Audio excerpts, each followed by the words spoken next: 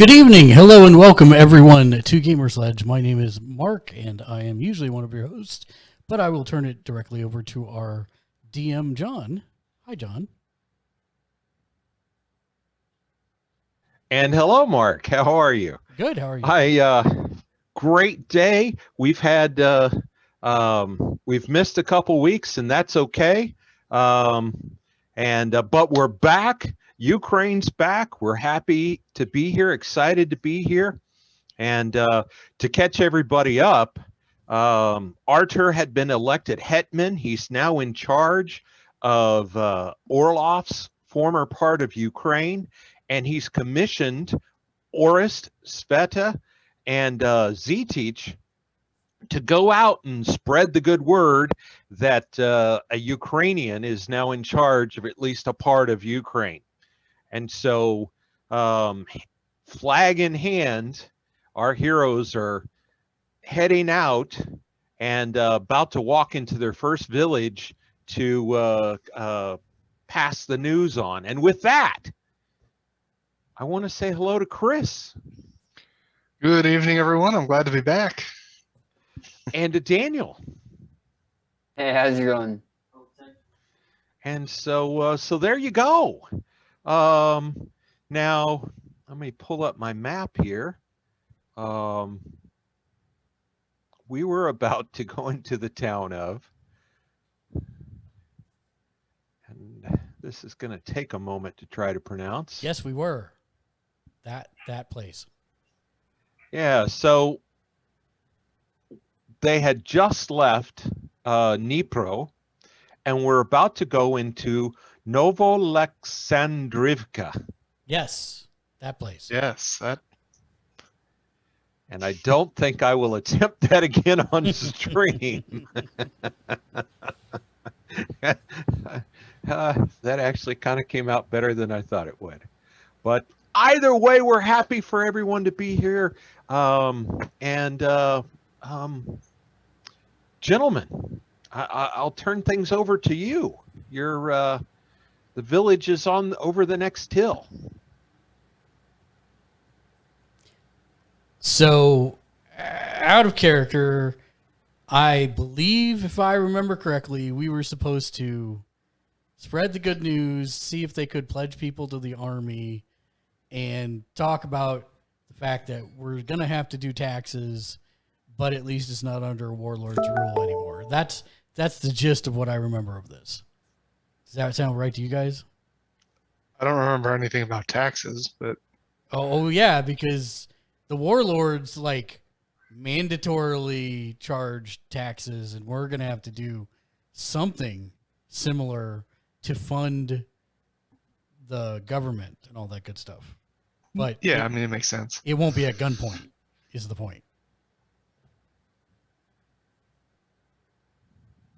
But that's also going to be ripe for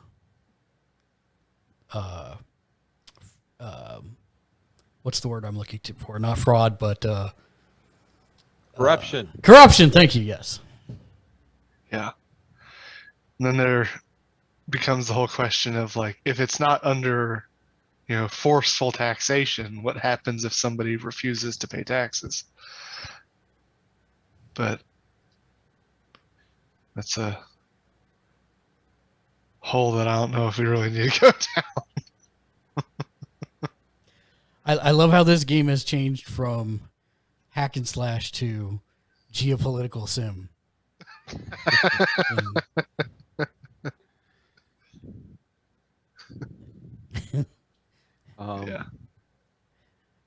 Yeah. Does Evil Zetich have any input on this? Or I should say Evil Daniel. My bad. Yeah, this is just an evil. No, but he He's feels just morally looser. proper taxation makes sense. So, well, okay. So, all right. See, this sucks because I feel like we're going in, we were told to do this, and we have zero information. We don't know what these towns were taxed under Orlov, and we can ask them, But there's no guarantee that they're going to actually tell us the right number. And I have been and always shall be. Mr. J Nice, thank you for subscribing for 31 months in a row. That's all I have to say about that. Pretty great. Well, bless you. That's about Bless how you. I feel about it, T-Teach. Yeah, this part of the game is the Robert Heinlein Marsh is the moon is a harsh mistress segment of the game. Oh, I was thinking more of a Command and Conquer, where now we're getting the resources from the towns and establishing the robot lines for them to come automatically get the stuff and then take it back. Well, yeah, that too. But the novel Moon is a Harsh Mistress, the conundrum of the novel is, hooray, you won your revolution. Now what? Yeah. Hmm. So, I mean, we'll ride into town with. I'm going to assume that if he's charging us with going out and spreading this word, Arthur would have given us some packet of information that said this is what they were paying before, or this is approximately what we need from them. Did we have that conversation last time? No. I mean, if we had this whole conversation, I don't remember this whole conversation about taxation, but I would have thought that at some point he would have been like, this is what you need. That wasn't discussed. And, oh, by the way, how would Arthur know what Orloff was charging? Yeah. Well, hopefully it was stored on the giant computer systems in the giant building, Yeah. but he never told us if that was the case. So I mean, Well, it That's- just assumes that it actually was that organized, and not just a bunch of thugs rolling up villages to shake out of them what they could. I would have expected as the new Hetman, he would have had some team of financer people Well, figuring all this out sure, before he sends us out. I think that's going to happen, but literally he just won like 2 days ago. So, Yeah, it wasn't long. Yeah. And speaking of a team of specialists trying to figure things out. Oh, hi guys. Hi. So yeah, we go into Hi guys. the town that aren't you said. specialized in finances at all, just smashing things. Yeah, All right. we ride into the town that I'm not going to pronounce that you said.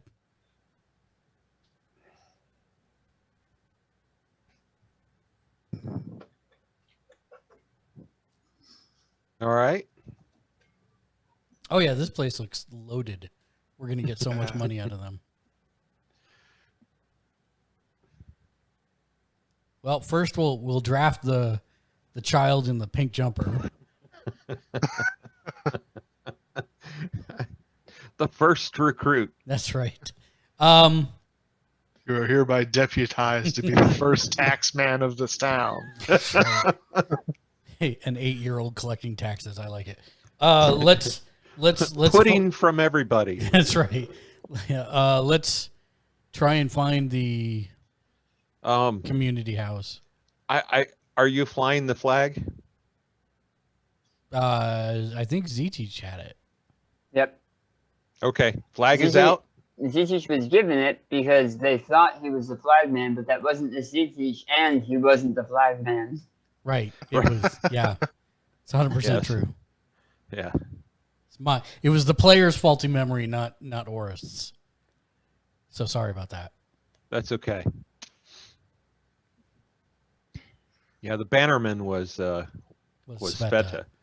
Yeah. Yeah, but Sveta has oops, Kuznaya can't hold the flag. Yeah. That's the Ukrainian version of the Britney Spears song, right? Oops, I Kuznaya again. I played with the flag. All right, so Demonetized. So yeah, let's try and find the community house. And- People are starting to come Oh, out good. of the houses, Wave. and nobody's really approaching you. I will say greetings, friends. Can you point me to the magistrate, mayor, town leader, community house?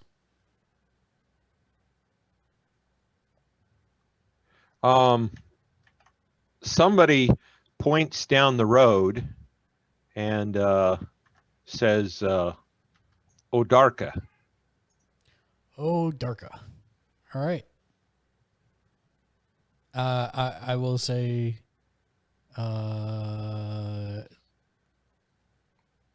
Orloff has been overthrown. It is a day of rejoicing.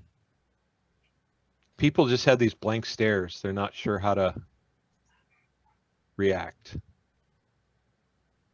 Yep.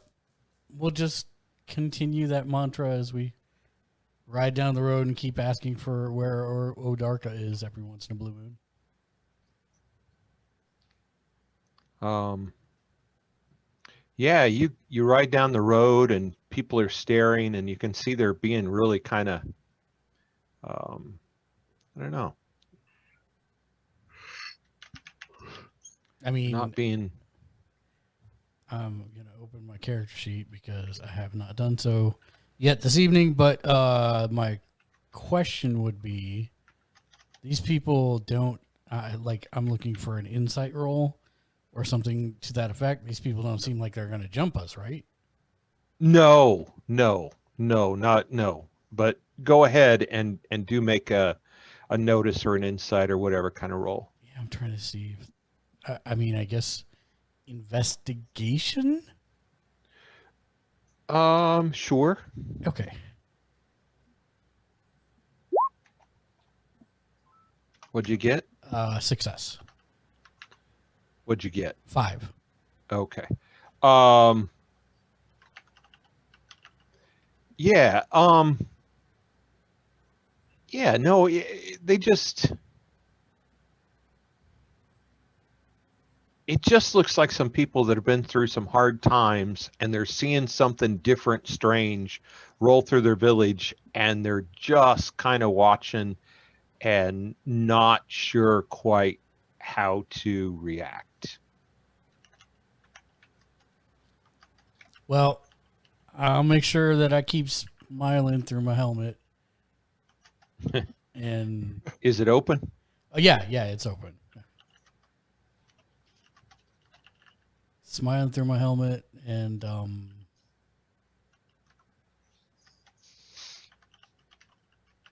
remind the others to smile if they're not smiling.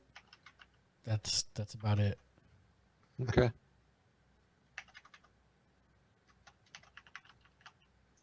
And keep heading towards Odarka. Okay, well, you guys get about halfway through the village. Can I ask a question? Always. What age is Odarka? What age? Yeah, I know we haven't got there yet. I'm just guessing that maybe midlife. So I maybe think Odarka is a place, a building, not a person. I was hoping maybe it was a person around 30 years old, Why? because then it could be Odarka 30. Oh my god. I was waiting for it. Wow. Yeah. I almost didn't pick that female Ukrainian name just because it had dark in it. Almost didn't, but I just kind of like the ring of it. Yeah. Should have known better. So you guys get to this yellow building, Okay. and you can tell word has kind of spread, and because people are out of the buildings waiting for you to approach, as you know, before you turn corners and such. And there's a woman, looks like she's in her 40s, and Odarka with 40. with just the beginnings of gray hair. But mostly she's got long, dark hair that she has up in a bun, and she's got on a brown dress and nothing fancy. But she's standing on the stairs in front of this yellow building.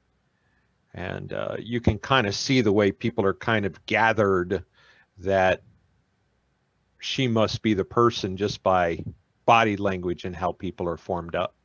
I will. And she kind of stands there with her hands held like this, right at about underneath her chest, and standing tall. And why don't you make another investigation roll? Heard. And what's the name of this town again? It wasn't sent in Yeah, the what- chat. If you what- wanna just What send was to- it, John? You guys suck. And if you could just like copy and paste it in chat, that's fine. I'm just trying to find it on the map. It's Novolexandrivka. Oh, okay, I see it. Old, And I can't copy and paste because you have a layer over it. old Novo Lesvandrika. I have a regular map open on the side, so I can there still you go. copy and paste. Okay. Yeah. Yeah, so there you go. And I rolled a 10, so possibly 2 raises. one raise. If 4 is a success, 1 raise would be 8. The next raise would be 12. Oh, sorry. Multiples of 4. Yeah. So yeah, you can tell that she's trying to put on a brave face, Okay. right? I mean, she's not quite getting in her boots. But when people in armor come to this town, it's never a good thing. Yeah. Got it. I wave, smile, call out as we're approaching. Hello. Are you Odarka?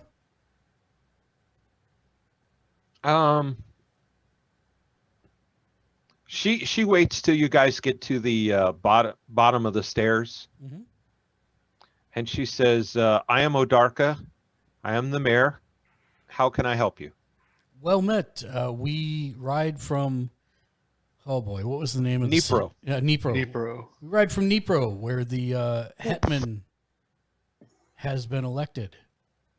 A Ukrainian has overthrown Orlov, and we are here to discuss that with you and what that means for Novolexandrivka, which I say much more fluently in character than I do out of character. Yeah, well, your character happens to speak Ukrainian. Yeah, so there's the that. difference. Yep. And she's like, "Who's the Hetman? I didn't vote for him." She says, "I see." She turns and she says, "Dima, they're horses." And she says, "Dima will care for your horses if you will follow us." Thank you. And I'll dismount, and I'm gonna leave. I'm gonna leave all my.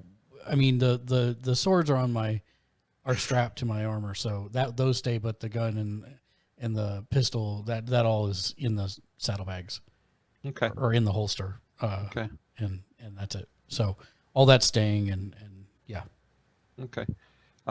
He's busy at the moment, but remind me that we're going to ask Z-Teach, and we'll have to probably come back to this, but ask him what he's done with the flag, whether he's bringing it with him.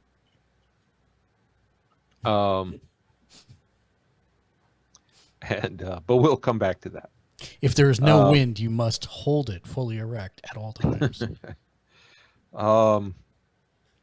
So she turns and starts to walk inside and takes about 3 steps, and then turns around and kind of awkwardly motions, this way, gentlemen.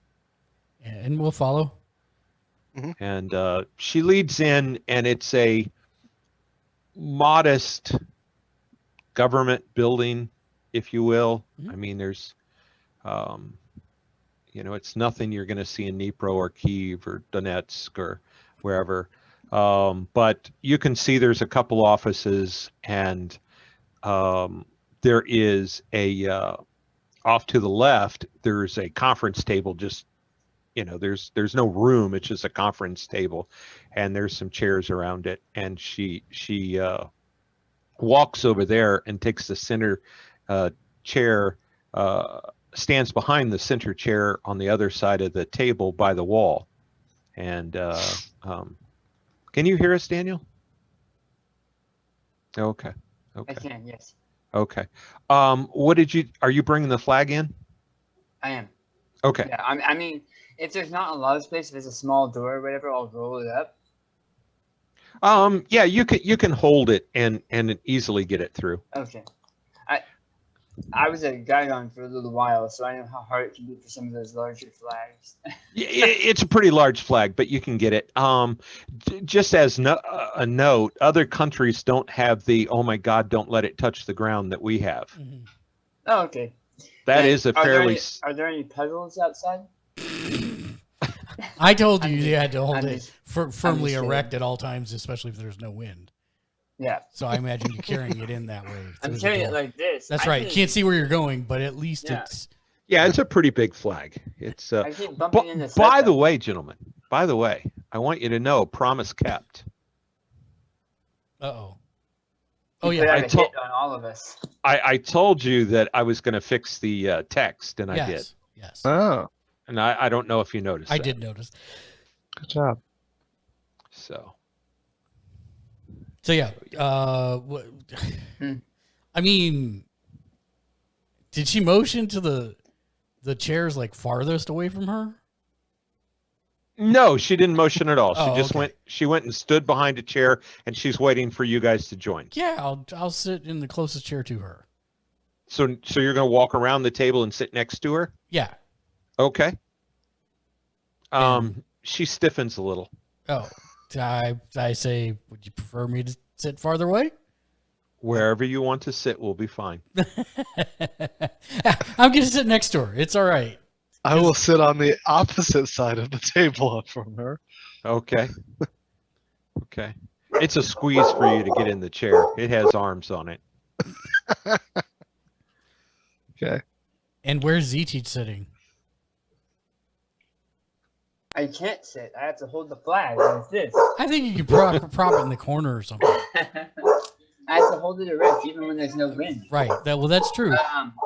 Zetich is gonna sit just down the way a couple seats from Oris. From Orist. Yeah. So with your back against the wall. Yep. Okay. All right. Got it.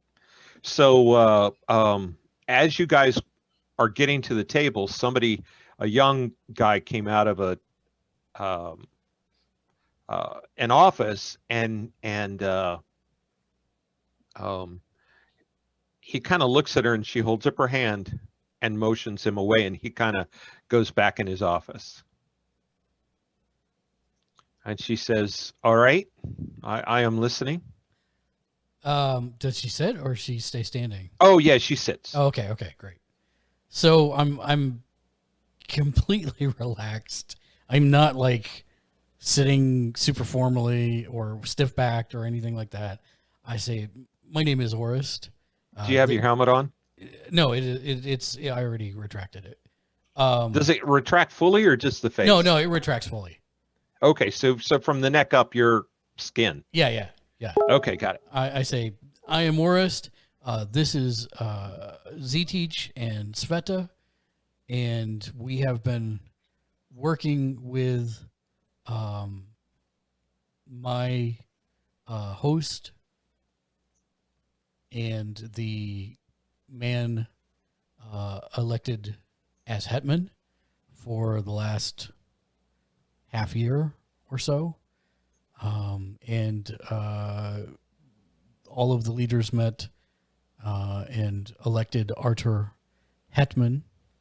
And after he after he defeated Orloff, we actually were part of a group that made sure that Orloff truly was not able to come back and terrorize the landscape any further. And we've been asked to go to the various towns, speak with their leaders, let them know what happened, and work on procuring men, aid, but also making sure that we can help you. I don't know how much or little Orloff terrorized the town previously. We've been to many towns that Orloff squeezed, for lack of a better word, and I know it was pretty vigorous, but we'd like to work with you to form a way for the town to help support the country, but also make sure it gets support in return. How do you know that Orloff was defeated? My friends and I, and he motions to Sveta, well, and ZTeach, even though he doesn't go into that, he just motions to them and said, my friends and I were actually the team that that killed him. I see.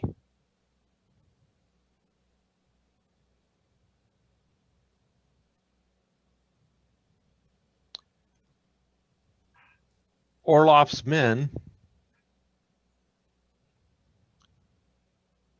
did provide some protection to the town. Who will protect us now? So there is an army, and it is slowly growing. But we will, basically what I am doing right now is I am creating as I go to each of these towns, I am finding out what the needs are. So obviously, whether it's DBs or beasts or other issues that you need protection from, I'm making a list of all of those and taking that back to the Central Command so that we can get people assigned for that. I see. I must ask, are Orloff's men still here in the town? And if so, has there been any change in their behaviors in the past couple of weeks since Orloff's defeat? We have not seen them in a number of weeks. We would normally see them towards the end of the month. Understood. And what did they pressure you into giving for protection is the next logical question on a regular basis. By the way, just an alibi here.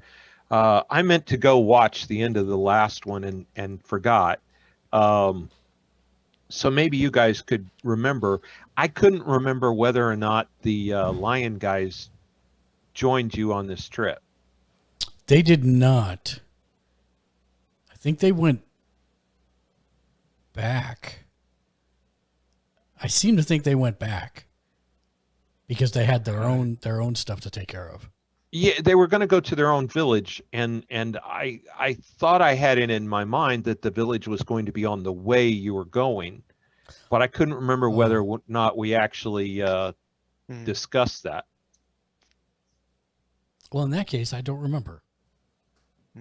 Daniel, Chris? I can't remember. Okay. At all. Would you like them to be with us? Yeah. Well, I'd like them to be whatever we said. I don't remember either. Okay. Well, then, if they're with you, they stop short of the town to do something and will join you when you leave the town. Okay. And if they didn't, then they didn't. So we will come back to whether they're with you or not. They're Schrodinger's Lion-O. They're Schrodinger's Lion-O, and I'll go watch that episode. Or at least the last part of it to see what we discussed. Just, want to make sure that we maintain the continuity. Yeah. Yeah, so they're one way or another, they're not with you in town. Okay.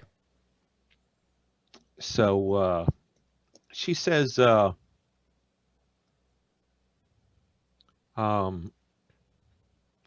we have farms. Hey, welcome, Commander Root. Thanks for joining us. We have farms, and they took as they willed. They many times left us very little. Well, that doesn't seem right or fair, and so that's one of the things that we want to work with you on is to, I mean, obviously we're all reasonable adults here. The government needs to be funded, but at the same time, your people need to flourish, and the more they flourish, the more they'll be able to farm, etc. So that's what we're here to do, is work out an arrangement with you that is fair. And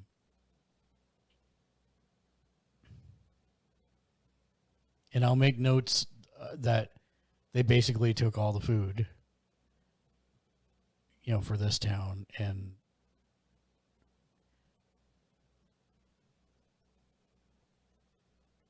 I mean, the idea is to work out something with them, a trade for, maybe,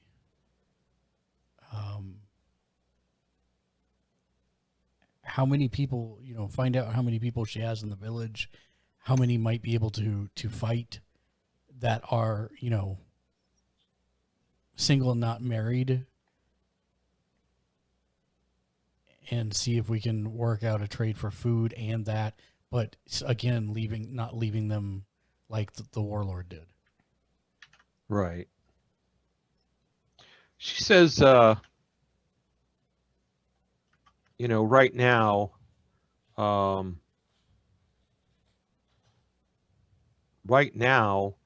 our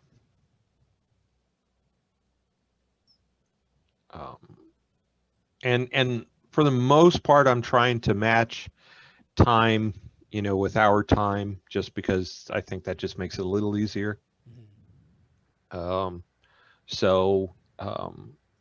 She says, I don't know how our farms will do. The harvest will come in the fall.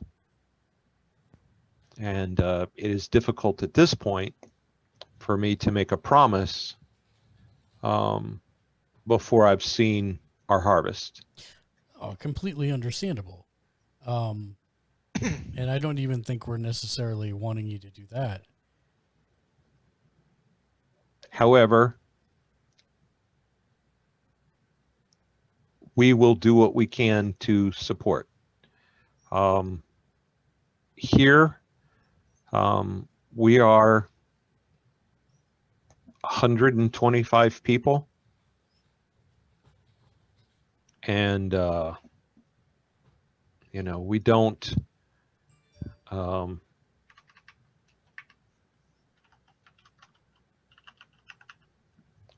have, as far as men, for soldiers, we have farmers. And that's totally fine. We don't need soldiers, because people can be trained in various things. And that's actually part of the benefit to the village, is that it would not make sense to take people away from the village forever. It would be a period of time. They would learn trade skills and then return to the village and bring that knowledge with them to help make the village better. I see. I can't guarantee what the time frame is at the moment, because like you, we don't know how many people we're going to get, but I would imagine it'd probably be between a year and 2 years. We have 7 youngsters. They are all under 22, but young adults, not children.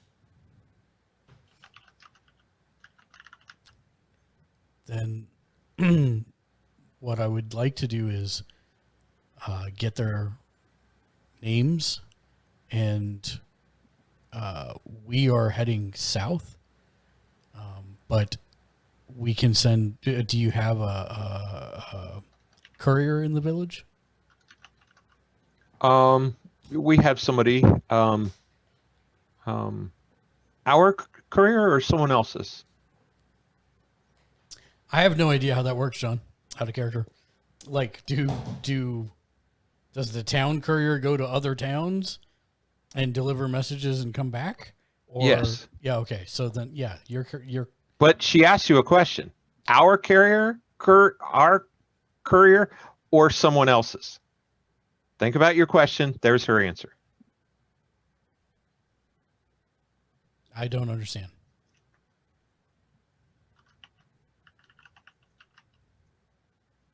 I believe you asked if they had a courier. You said, are there any couriers in town? Yes. And she said, whose are you talking about? Do you have other towns couriers here? Yes, we have a courier here from Chukalov.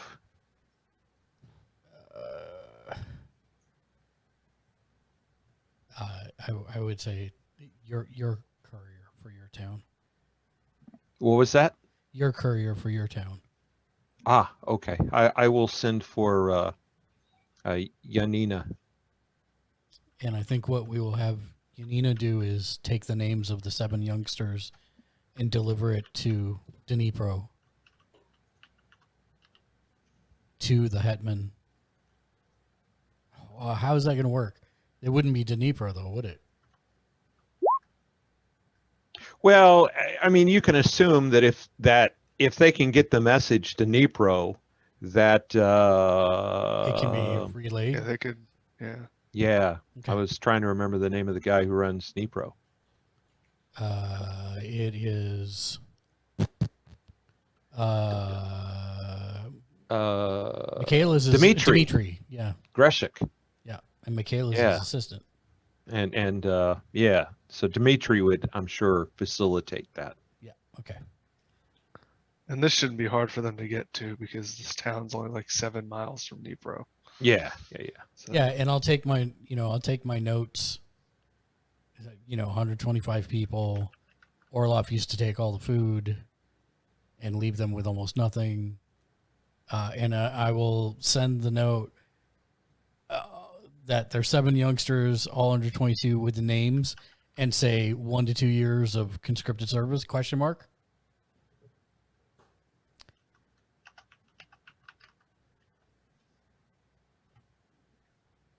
And taught trade, taught skills to return to the farm afterwards. We didn't get any guidance on this, so I'm making it up as I go. So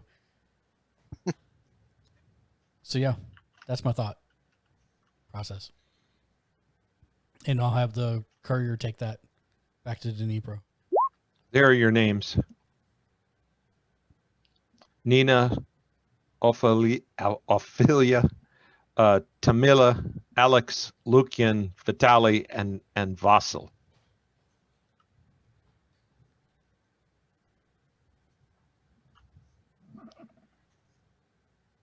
Oh, he didn't like that you. Okay. Okay. There we go.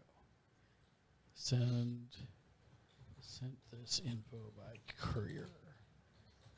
And I also, so I sent it by courier, but then I also kept a record of it in my logbook. So making that database. Okay. And, I asked, she never answered what they needed protection from. She says we have nothing specific at the moment. Okay. If that changes, send message by courier to Dnipro. And I'm sure Dmitri will send aid. Very good. What will we do if we see any of Orloff's men? If you see Orloff's men, do not engage them.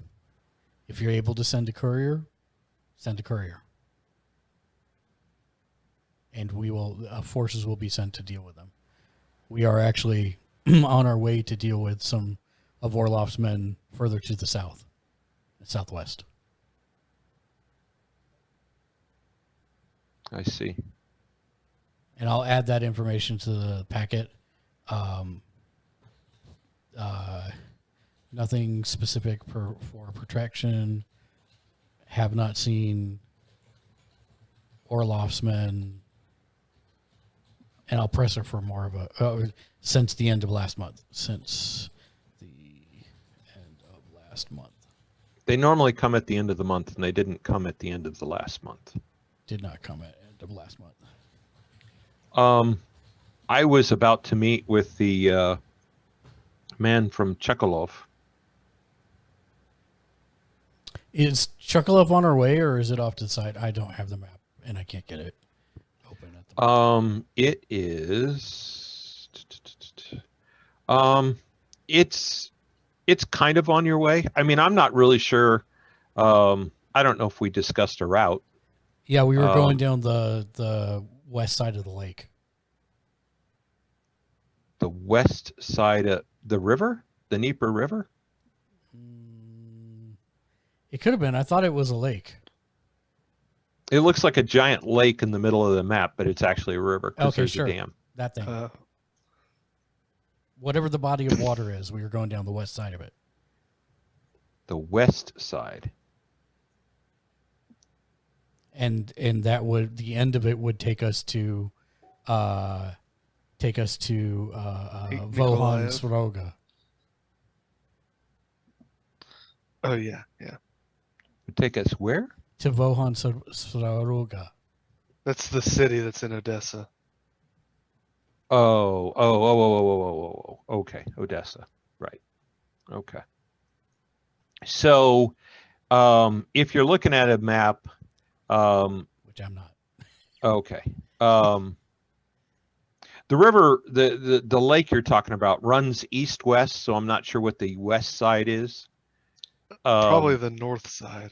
The north side, there's a city called, or there was pre-Rifts, a city called Nikopol. You guys won't have heard of it, but that's the name on the map. And so when you look at the map, that's going to be easier for you to see. And north of that is Chukolov.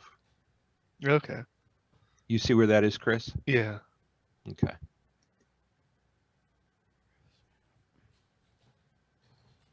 I don't know if Mark's getting that map open. I'm trying to find the link for it. I Um, got it. Okay. It just screws up the stream because the stream doesn't know what to do with the map. Okay, so Stream looks okay. I see Louisville. Oh yeah, it's also 15 seconds behind. Oh, right. Okay. Oh, yeah. I see what you mean. That's Brazil. That is India. There we go. All right.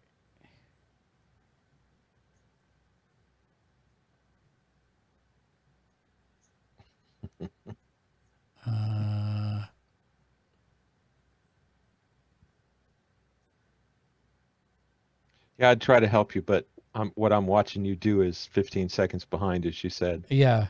I'm trying. I found key. So you should be in the orange.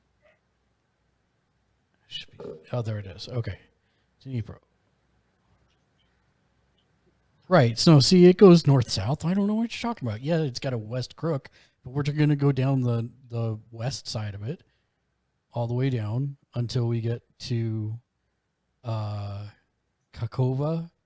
And actually, we'll go past Oleshki and then follow the north side of the ocean till we get to Odessa.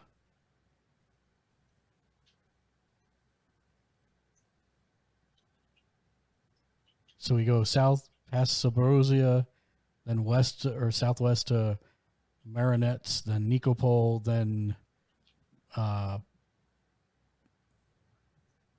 Chortomlik. And I don't know where you're talking about, brother. Okay, so do you see where I see is? Zaporozhye. Yeah, Zaporozhye. Okay. The place that I'm talking about is north of the river. Just north, you should see Nikopol. North of the river by Zaporozhye or somewhere else? Okay, No. you see how the river becomes a giant lake Yes. and kind of goes east-west? Yes. Okay, so in the middle of the east-west part, Nikopol. there's a city called Nikopol. Yes. North of Nikopol is Chekolov. Might have to zoom in a bit. Got it. I see it. So that is, yeah, so that's not on our way. So it would be good to talk to that person as well. Because basically, so you understand what I was saying about the direction. We would go from Zaporozhye down, like you'll have to zoom in to Kenevsky to Svaroga to Yeah, I'm not. like literally just follow the north line, the west side of the river until it becomes the lake and hit every town on the north side of the lake as you're going east-west. That takes you right to Nikopol, and then continue on to the west and then follow the Okay, so follow you're it going to be south. on that north side of the river. Got it. Yep, and then Okay. south and on the west side of the river once it heads south. All the way Okay. down. Okay, so that is right on your way. Well, no, because that's north of where we would be going.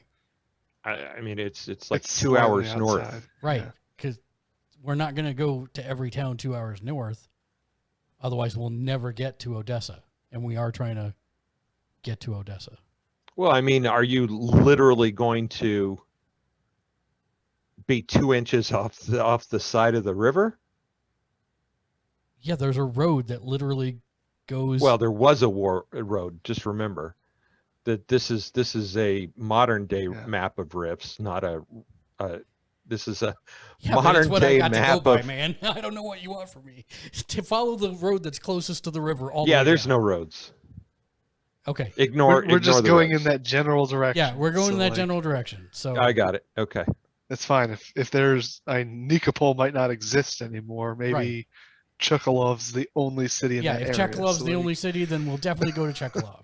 So you Yeah, got to that- tell it us is the only because city. we got no idea because we only have the modern map to go by. I know. Well, I told you earlier that Nikopol isn't there. Okay. Um, But there's like 95 billion other towns between. well, I know, and that's a difficult thing when we're using that map, and Yeah. and only about 1 in 10 of those are actually existing. Okay. And so I realized the disconnect because we're using Google. That's a Google map, and it's all there. But 90+% of the people were destroyed in the Right. cataclysm. So the only time I think we're going to deviate from that plan as we move to the west is we do need to go to Mykolaiv because I believe that is where Orlov's men are. That we need to, the three of them that we need to mess with. Okay. Yeah, Fadi, Makita, and Oleska.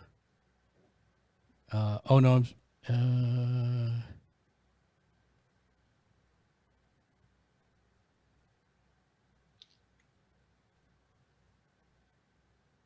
is that correct? Were they in Mykolaiv? I'm pretty sure they were. I don't know. I'll go back and listen to that too. Okay. I have notes. You guys are ways from there. Yeah. I don't recall off the top of my head. So I wrote down their names, but I didn't seem to write down where they were exactly. I think it was Nikolaev. I think.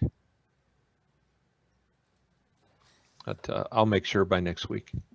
Okay, great. Hold on one. So, Odarka said, "Oh,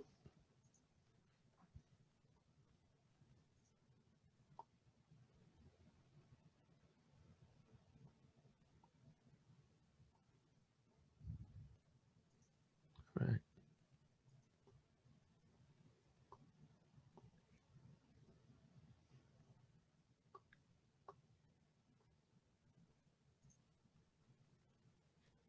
Sorry, so the bad thing about owning a pool is when your wife wants to go in and tries to blackmail, guilt you into going in the middle of a game. Yeah, okay. Alrighty then. So Odarka looks at you and says, I was going to meet with the man from Chukalov. If it's all right, we'd like to be a part of that conversation. Wait. So if we're going there anyways, I guess we could say, it would be good for us to meet him. Perhaps we can ride together. We are headed that direction as well. She says, okay. And she waves, and the young guy peeks his head out, and she says, the gentleman from Chukalov. And he runs out the building, and he's gone just a couple minutes. And he comes back, and behind him is this man that has, he's got pale skin, long hair. He's very disheveled, dark clothing. And he's very gaunt. And he comes to the table, and he finds a spot on the table, which is it's the right, from your point of view, it's the left-hand side of the table. So the farthest end away from the door, because apparently it seems like he's picked the I'm going to sit the farthest away from people I can, and walks over and sits down. And just sits there. I will stand up, walk over to him, and approach to clasp arms with him. He kind of shrinks in his chair at your reach. I'm like, I instead do a flourishing bow of the host, and then try again and I will say, I am Orist. This is Sveta and Zetich. Pleased to meet you. And I am of the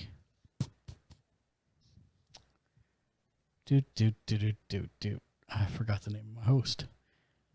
Zaporozhian. I'm of the Zaporozhian Cossack clan. And I will once again extend my arm to him. In a very He just kind of shrinks and lowers his head. I'll shrug and say, well met. And return to my chair. And say, we were told that you are from insert name of town here. Chukalov. Chukalov. We are actually riding that direction if you would like to ride with us. Although we will be stopping at other towns along the way. We do not mean to keep you if you are meaning to make haste, but your company would be more than welcome. Zetich is going to lean over to Sveta and say, am I missing something?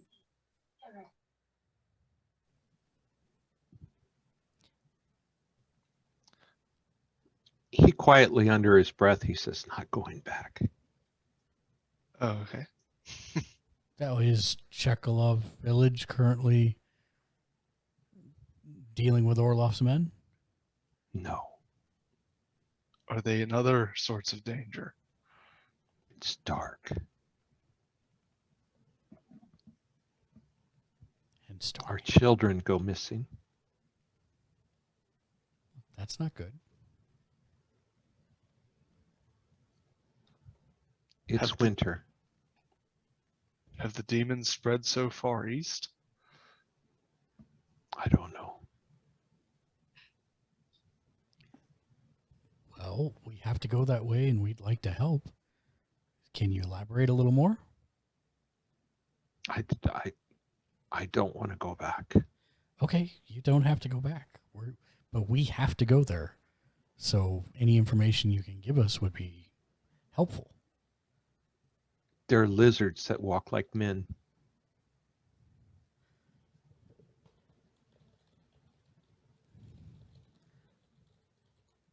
Okay. And how many are we talking about? I don't know. More than 10? I saw one once. Okay. I think. And how many people are in Chekhov Village? Maybe 70.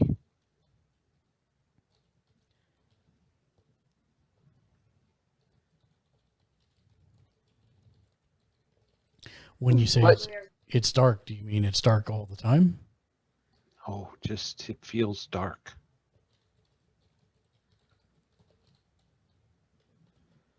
What color were these lizards and how tall?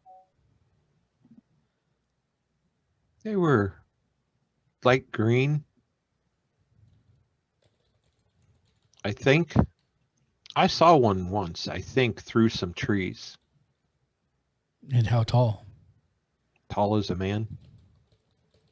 A small man, a large man? I don't know, a man. Taller. How tall is a man? I motioned it to Sveta. That tall? No. So smaller. Yes. I point to myself. Tall as this man? Yes. Yes. Have I, through my sciences, heard of anything like this or seen anybody experiment on something like this? Well, this is Rift's Earth. You've been on Rift's Earth, this particular Rift's Earth. There's DBs. I mean, the obvious connection you're going to make, lizards that walk like men, you're instantly probably going to think of some kind of monster or a DB, right? And the difference is going to be a DB is a sentient humanoid, right? Whereas something with like the rhino buffalo aren't DB because they're just monsters. They're animals, right? I should have been more specific. Thinking that this By the way, that was all OOC. Yeah. Thinking that this is a DB, has my time with the DOD had anything based on rumors or science that I might have run into something like those DBs? I don't know. Make a common knowledge check.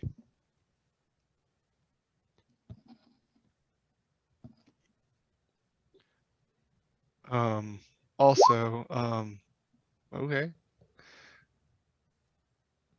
I was going to ask, Sveta grew up in an area not far from the demon-infested areas.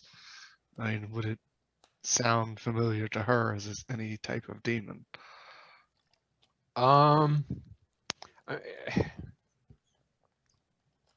mean, the guy is as specific as he was. I saw one through trees, about the size of a man. You've heard of DBs that are lizardish. You've heard of quite a few, actually, Z-Teach. The thing is, there's such a broad spectrum. And, you know, is this something that's been there a while? It's something that's just come through a new rift. You know, it's kind of hard to tell. Just so you know my thought process. Okay. I was asking for color and height to approximate size. Right. They've heard of a lot of them, over 10. Most of the DBs that this Z-Teach has encountered were 3 or less. Not giant groups that pop in and take over an area.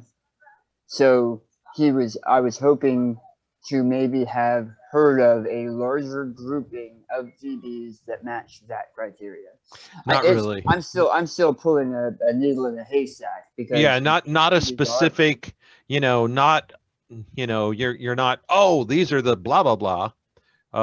Just awesome. yeah, what you're getting out of it is you know, and of course this guy hasn't even, you don't know from this guy whether they're sentient or not. This could just be, Or even if they exist. or even, well, yeah, I saw one through the trees once. Maybe. And I think. I'll ask him what the name of the mayor or leader of his town is. It's Chuckle. That is Ruvum.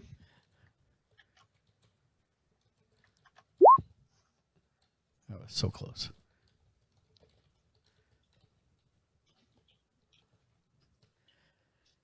Could the problem be that you're throwing the people you love?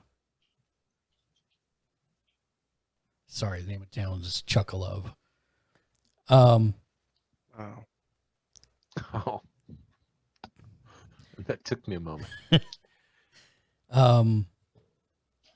And how long has this been going on?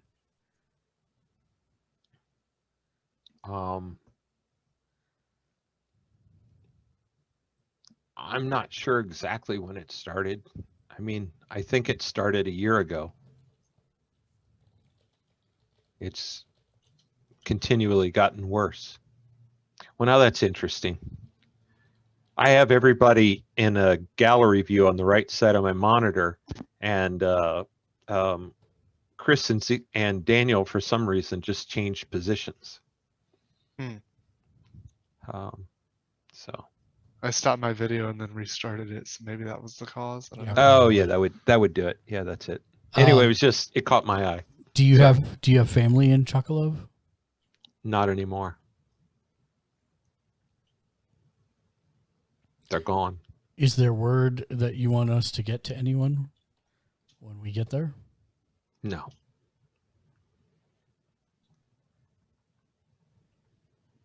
There's nothing there for me anymore.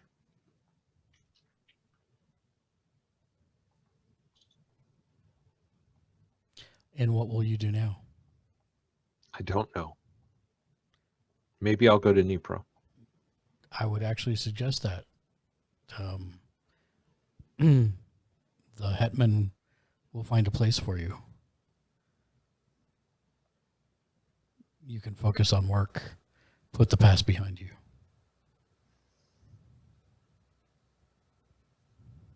I would like that. You being a courier, do you have any insight on the safer roads that are usually free of Orloff's men? Or do Courier? you know? Yeah, I'm no courier. I look to the lady too. He was introduced to me by someone else, and I was told he was a courier. My mistake. Oh, no problem. What did you do for a living? I was a farmer. My name is Gleb. Gleb? Okay.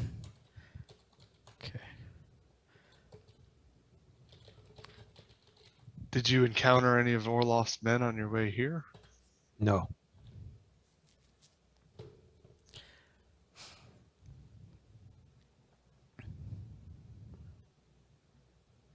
I have been traveling for weeks and weeks, and I hid during the day and ran at night.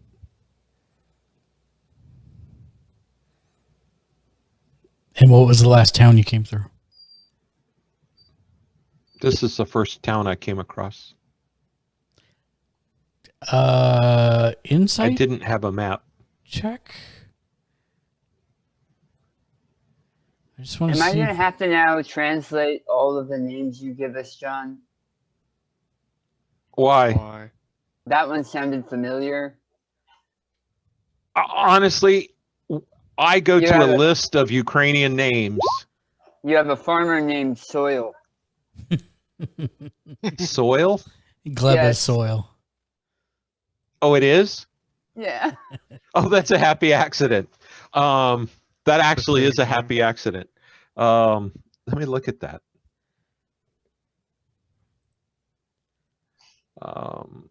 I like the sound of it, so I took it, but the list I have says Russian and Ukrainian form of the Old Norse name Gottlefer, which was derived from the elements Gut, God, and Lefer, air. That's the name. That's where I came.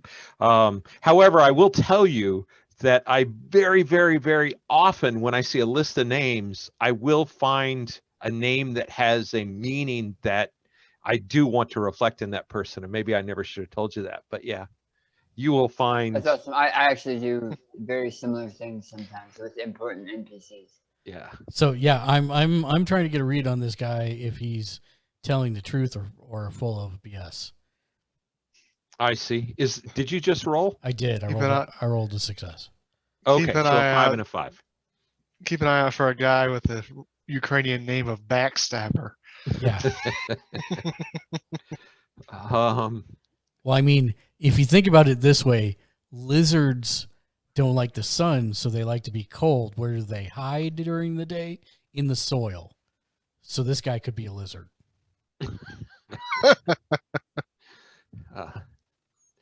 Oh my goodness. And that's how conspiracy theories get started.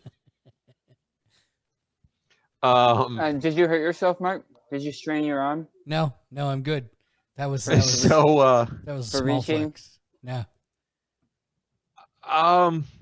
You sense that he is shaken, that he is distraught, that he is uncomfortable. There's a lot of things you sense about him, but you don't sense dishonesty. Okay.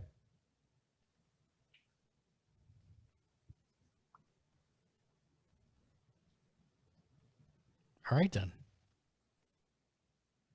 Well, good talk, Gleb. Well met.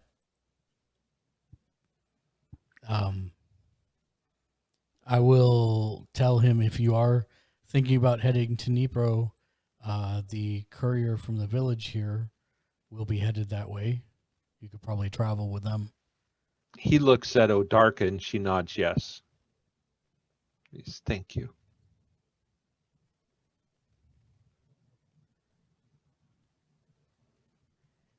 Assuming Yanina wants the company, I do defer to Odarka there. It makes sense.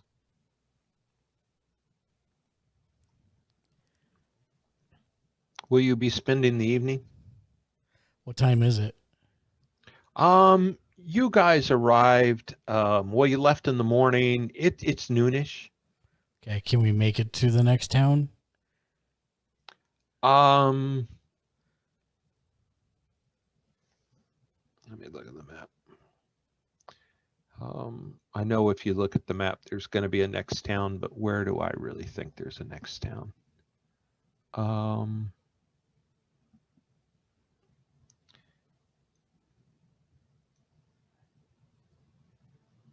How do you scroll the map, Chris, without moving the overlay? You know what? I'll just open up a. I haven't found a way to. I just have a regular map open on the side. Yeah, that's what I'm going to have to do. Because Chris and I have editability, the ability to edit on the map. When we're zoomed in, if we try to move the map, we're actually moving the overlay, not the map. So I have to zoom out, and when I zoom out, I can't see town names. So it's kind of zoom out, scroll, zoom in, look. It can take me a bit. Okay. So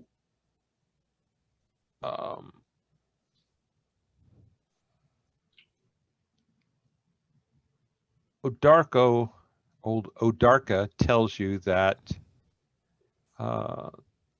Tamakivka, well, she says Zaporizhia is the is the nearest town. Well, is the nearest city. Mhm. And she says, I think there may be small towns near there. Okay. And I'll tell you, Tamakivka is a town that is near there. Now, do you remember who lived and died in the siege, in the attack? Yes.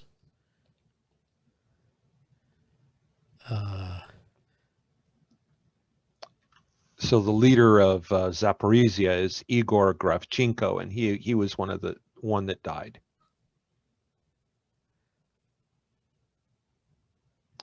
Archer had told you that he would return the bodies and do the notification of the dead by air car. Yeah, and Igor was killed by Ivan Vanko in the HQ. Right. Right. But Igor was not. Ivan was the bad guy in that. Igor was not. Igor was a good guy. Yeah. So yeah, I actually would probably want to stop there. Okay. And we can stop at Tamakivka on the way. But can we make it there before nightfall or no? Let me see. I'm trying to find where Tamarkivka is. I think so. It's right next to Tamatanga and Tongaloa. Don't listen to me.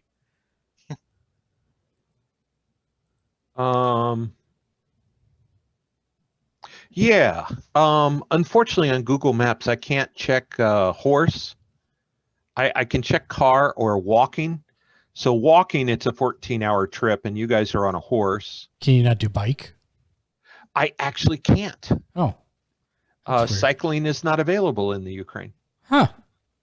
I had that same thought. Yep. No, I have. So we are up in the mountains where I'm from, where Daniel's from. When we do trying to figure out distances for horses, it's usually about 1/4 to 1/5 of a car.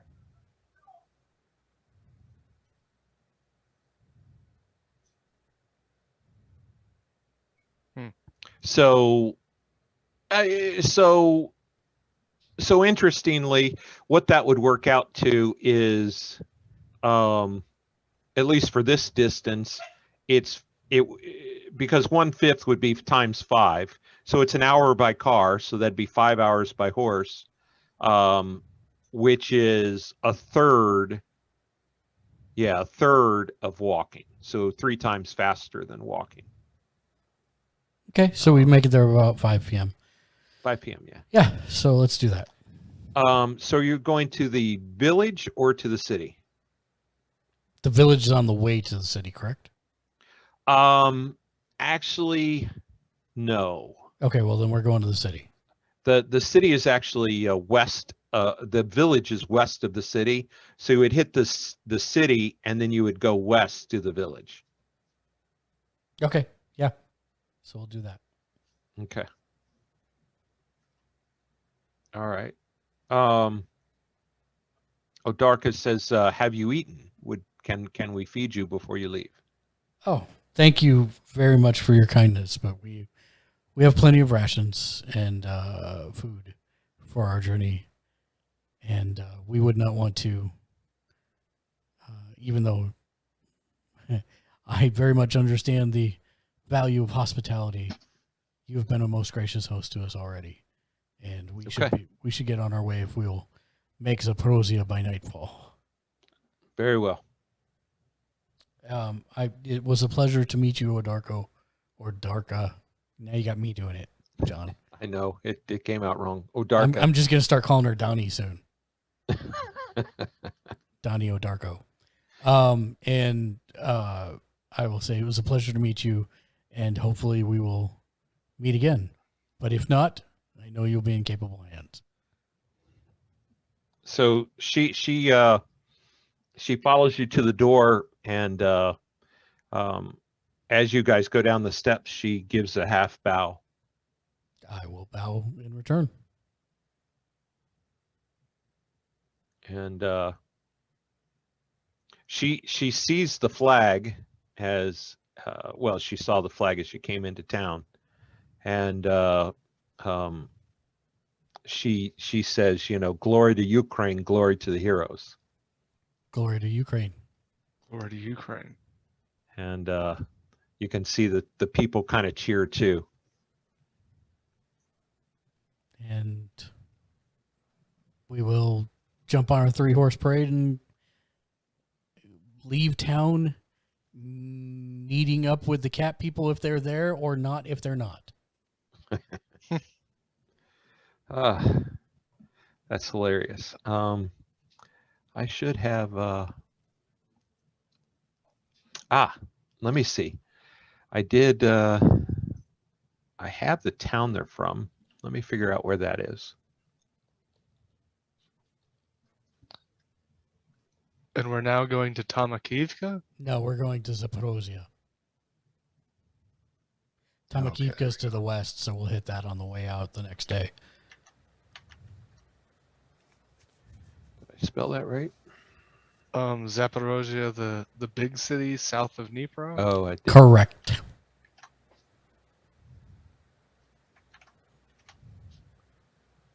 Okay, I'm just trying to keep a log of these stops on the on our map. The problem I have with some of these names is I'll write down the name, and it's like an oblast is like a county, and it's like the town of Bob in Dnipro Oblast and in Kryvyi Oblast, and it's like, oh crap, I don't know which one it was.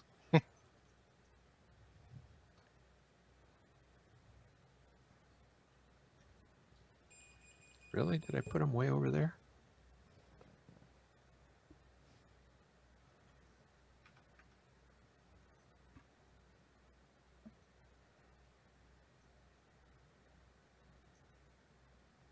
All righty. Well, here's the deal.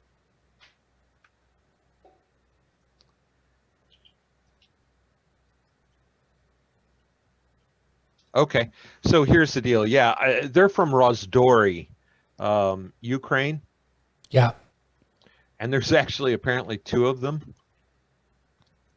But both of them are in the opposite direction. Oh, so they wouldn't be going with us anyways. They wouldn't have been with you. So yeah, so they're not with you. Get out of here, cat people that weren't there. So yeah, so our quantum cats have turned up negative, I guess. Mm-hmm. They're anti-cats. The Schrodinger cats have shown up with a negative charge. Yep. Okay, so you guys head off towards Zaporozhye. Yes, you do, which is mostly a southern trip, a southward-ish trip. And you guys eventually meet up with the Dnieper River, and after about 2-3 hours of riding, and you can follow that on in. You do see to your left, you see a faint ley line off to your right. I'm sorry, to the west.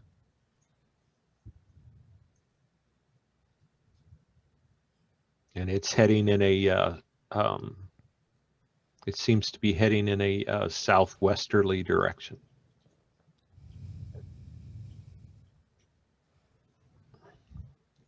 But doesn't seem to be very strong. I mean, it seems very faint. Okay. No big giant kaiju or monsters. No giant kaiju or monsters. Okay. Or what was it that's off on the distance? Ley line. A ley line. Oh, okay. Yeah. If it ever intersects with us, I try and hold Z-Teach up to see if he can fly.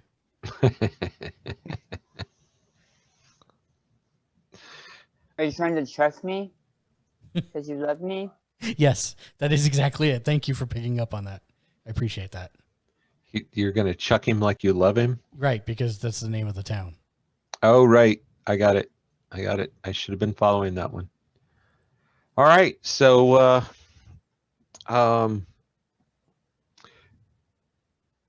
you guys head south, and there's a little bit of a road, a dirt road, kind of a path, and you're about halfway down there, and just popping over the top of a hill. So I don't know, 200-300 meters in front of you, you see two individuals that seem they're walking towards you and you're riding towards them. Okay, any kind of read on, do they look garbed as villagers or as assassins or? Well, they're quite a ways away from you. I'll use my rangefinder. Okay, and that has some zoom ability. Correct. Okay. Well, they look like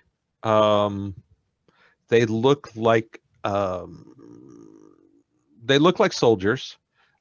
You can tell they have some cyborg attachments and bits on them, but they're nothing like like that super heavy monster kill you cyborgs you fought in Orloff's headquarters. They don't look anything like that. Right.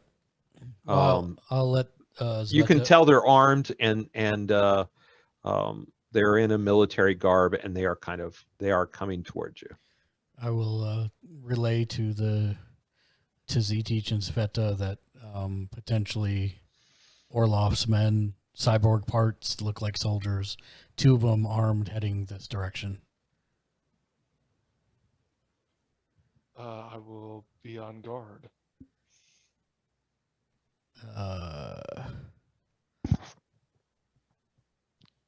Maybe Zetich, do you want to fall back a little? Just so that in formation you're behind the 2 of us. We can't hear you if you're talking. Really? Oh. I want to, Yeah. but I can't. I want to, but I'm not going to. Why not? If you're up here, I'm going to be up here. Okay. Fair enough.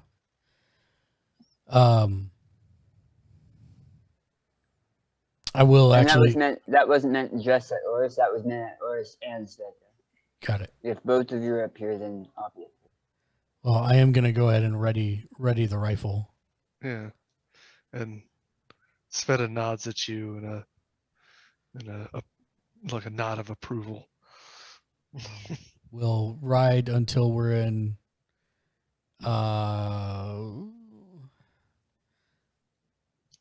And I pull out my bow and an arrow and just lay it across my lap, kind of just ready to. Yeah, from what you told me before, like the holster on the horse, like I can just grab it and shoot it, right? Yeah. Yeah, so I'll just have it at the ready in the holster, but yeah, I'm not going to actually carry it. Yeah. I will ride up until we're like,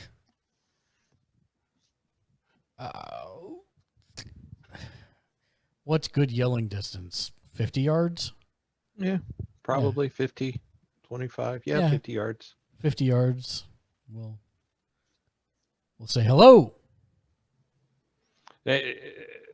Right as you're getting ready to talk, they started to get off the road in a nonchalant, casual kind of way, like horses are coming, let's get out of the way. Okay. So what language are you speaking? Ukrainian. Okay.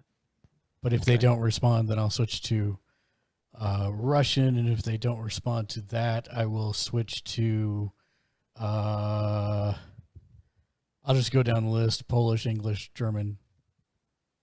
They they hear you, and they don't wave, but one of them answers in Russian, "Привет." Okay. We'll ask, are you coming from Zaporozhye? No answer, but they shake. You can see they're shaking their heads. No. Mm-mm. Okay. Are you with Orlov's men? If you're the only bad part is if you're shaking your head yes or no, I can't see you.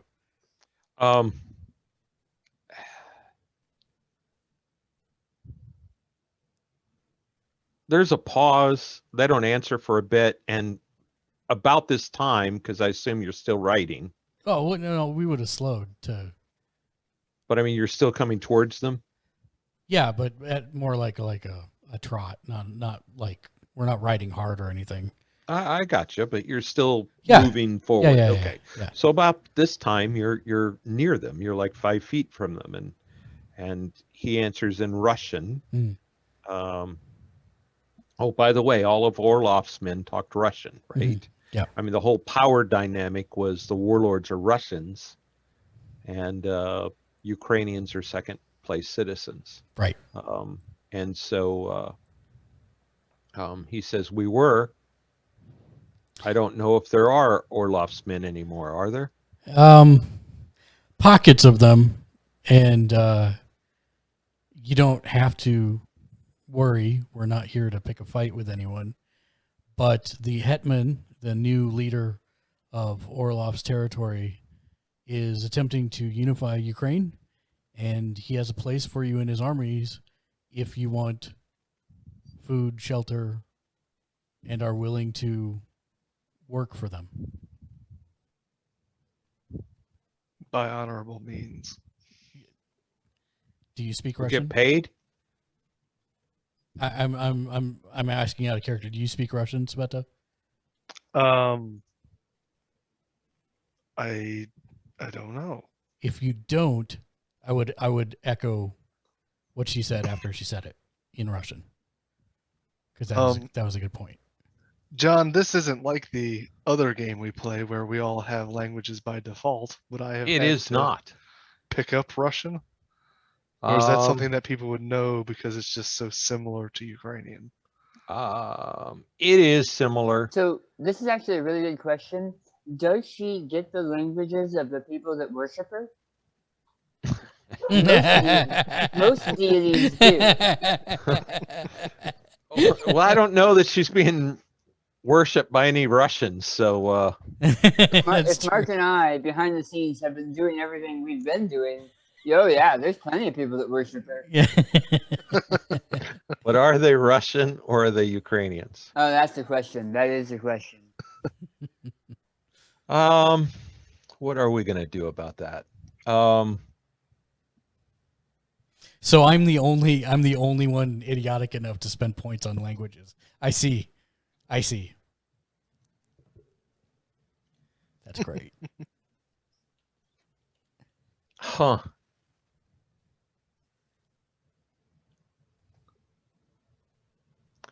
I'm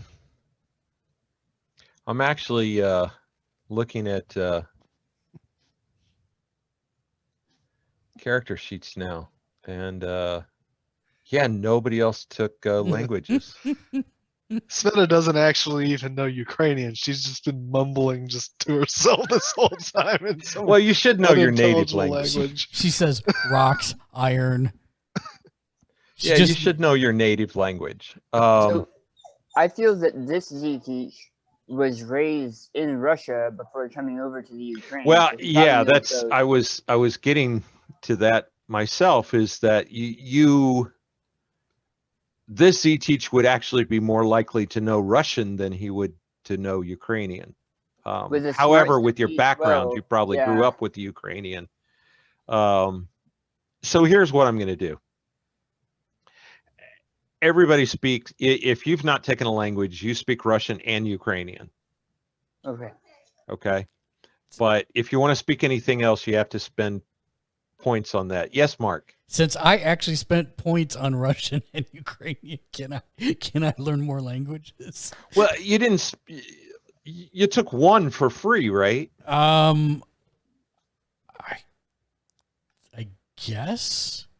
I mean, you have to assume that out the gate you I get a hope- language. Yeah, that makes sense. But I did spend points on Russian.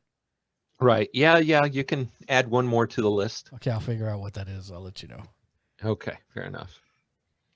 Can I add Svarogian to the list?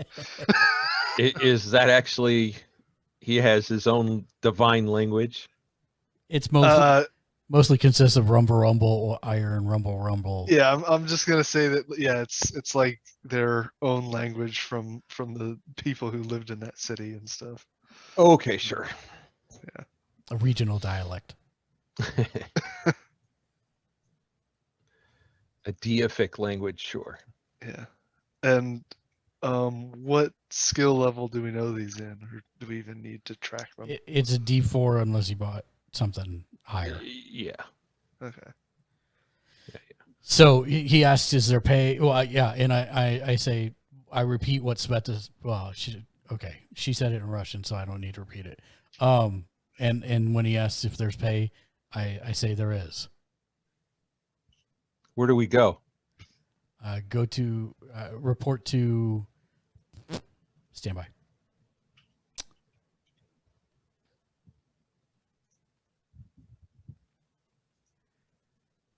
Report to Michaela in Dnipro. Dnipro. That's what I said. Yeah, just forget there's a D on the front. It's just Dnipro. Dnipro. No, I couldn't even see it, so that's why. Oh, I see. Okay. Yeah. Michaela is Dimitri's assistant, and I will tell them that. Yeah. Right. They say very well. Tell them We'll go there. Tell them Orist, Sveta, and Z-Teach sent you. Thank you. Do you have food? Yeah, we have food. To Dnipro. Okay. Travel Yeah, well. they have some small backpacks on. Okay. Travel safe. And we'll continue. They kind of wave and have this like, what the heck just happened looked on their face. Very nice, ruthless mercenaries. Hey, they can't all be bloodthirsty killers. It's their day off. There is a thing about the group think and the crowd effect. I'm sure if you could get one of the Mongols, Attila the Huns, if you could get one of his guys one-on-one, he was probably a pretty cool guy, right? Yeah. Yeah, and I mean that's how there's an entire village that throws the people they care about on their heads. Oh my goodness. Yeah, let's just make fun of real Ukrainian villages.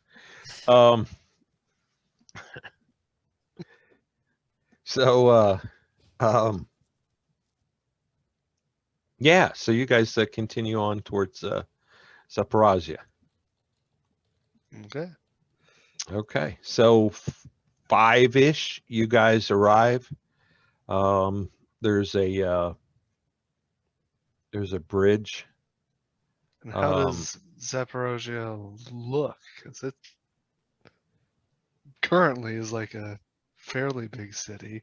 Yeah, none of the cities are this big. They are rebuilding from an apocalypse. However, this does happen to be a collection that reaches the city size. It reminds you a lot of Dnipro, and the city here is like the roads begin as you get close there, and Paved there we go. or dirt? And you can see that on the north, you're looking across the river, and but it's the northeast side of the river. You can see that there's actually factories. There's some industry. and they're currently working. You can see fire and smoke, good fire, good smoke, in a factory kind of sense.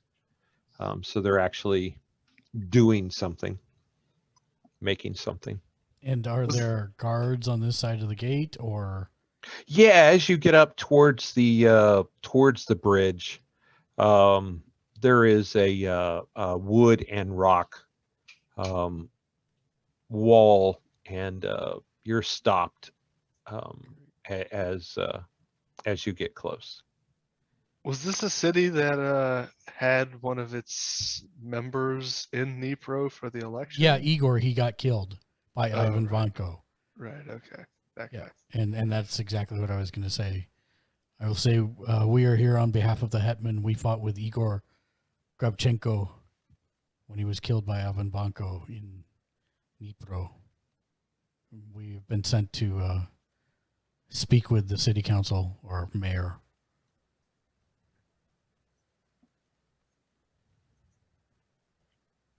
That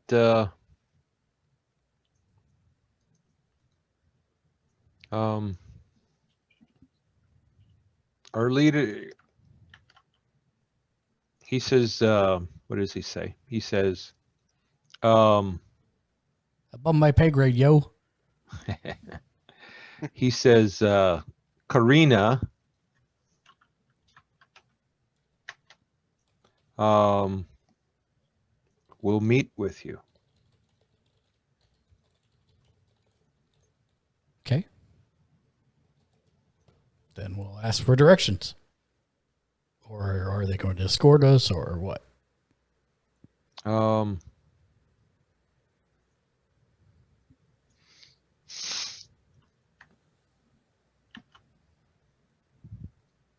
done. There we go. Okay. Oh, right. And you'll have to refresh my memory.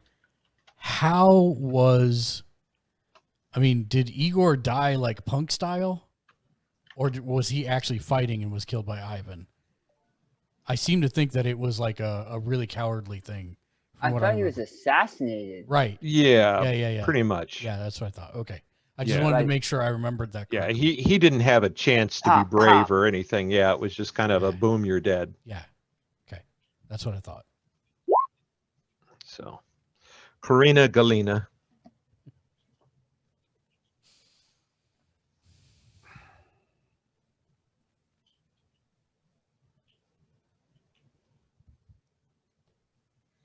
And so they open the gate, and they allow you guys to ride through. Then I'll ask for directions to. One of the guys gets on a horse you okay. see on the other side, and he leads you through town, and and this is a town pretty much on the level of Dnipro, like I said. It's while we ride, I'll pick his brain. How many people in the town? Are there Orlov's men still about? What's the general pulse of the people since the Hetman's been elected? That, all that same kind of stuff. He says, we only received word about Igor a couple days ago. Or actually, probably yesterday. Yeah, yesterday. Yeah. So there's a couple thousand people here, and 2,500 people. And he says, "What else did you ask?"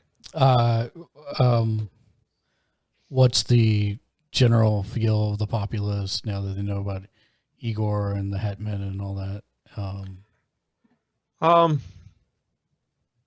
It is a mix. We're saddened by the news of Igor. We're excited about the defeat of Orlov. Were any of Orlov's men still here was one of the other questions. No. Okay. We have our own small garrison. And what do the factories produce? Various goods. We are one of the few industrial centers for this part of Ukraine. What's their biggest thing that they produce?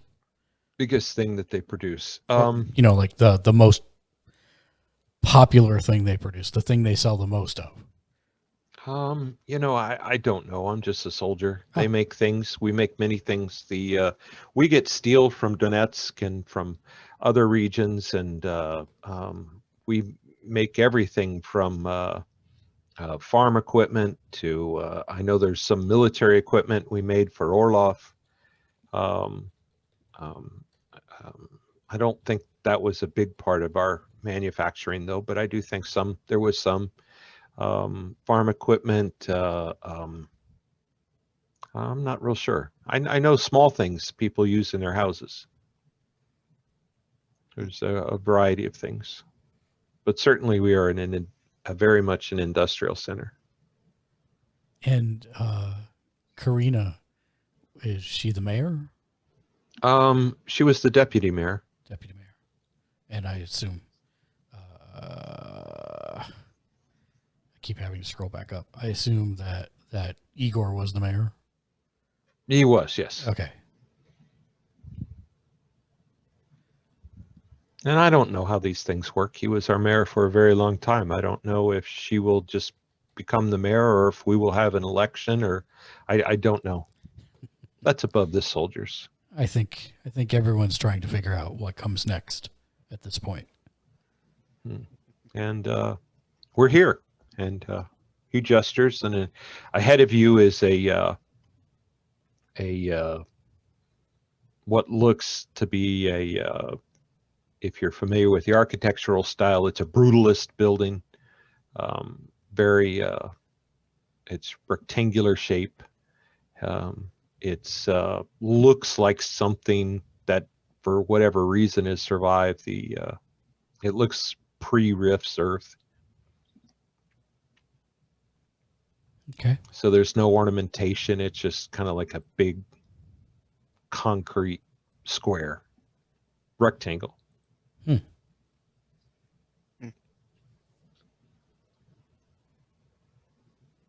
Okay. And Well, he waves and starts heading back towards the gate. Before he goes, he talks to a gentleman there and introduces you, and he introduces him as sometimes I try to take these off the top of my head and sometimes they just don't flow.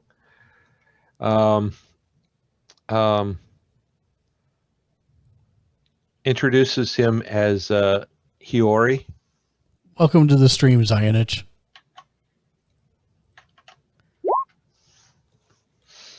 And so the guard introduces this guy yes. as him, but I will make it a point to get the guard's name before he goes. Oh, okay. And tell him thank you. The guard's name is Markayan.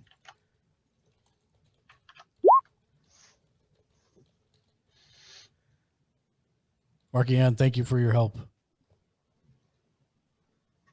Ride safe.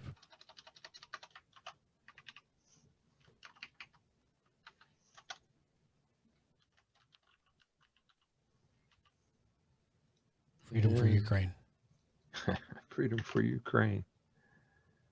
And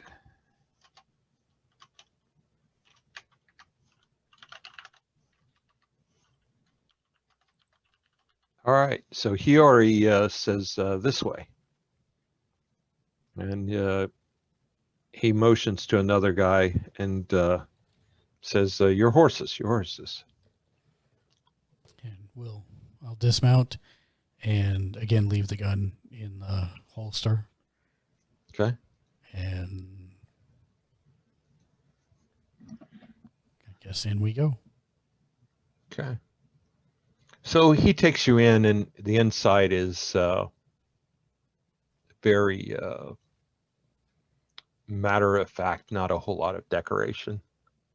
It continues the brutalist theme on the inside. And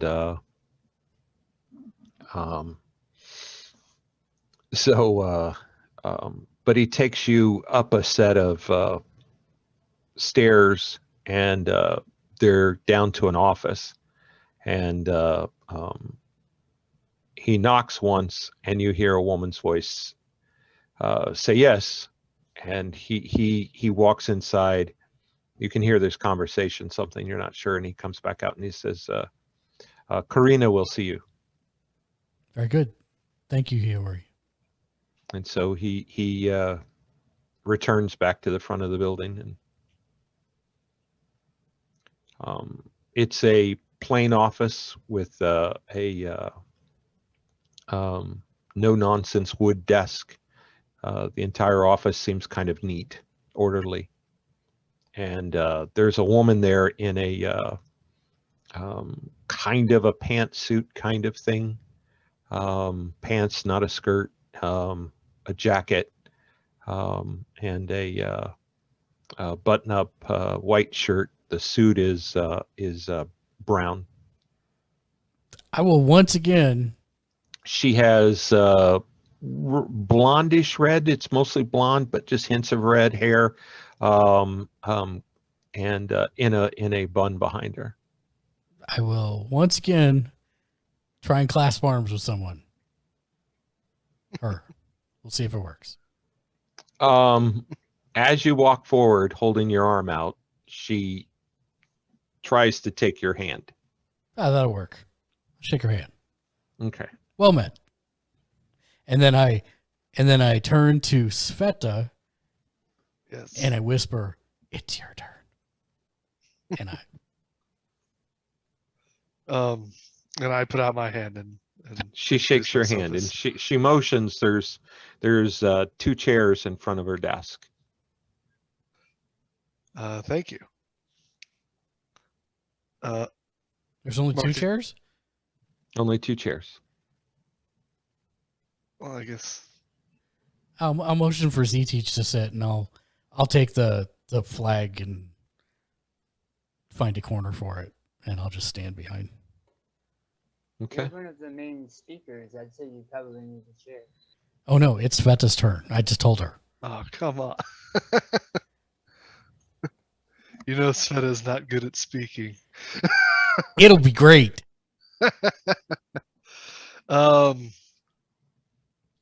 So She looks at each of you. Yes. How can I help you? we've been tasked by Arthur to try and organize the funds for the new Hetmanate and try and tally the number of resources that we can accrue from each town, as well as any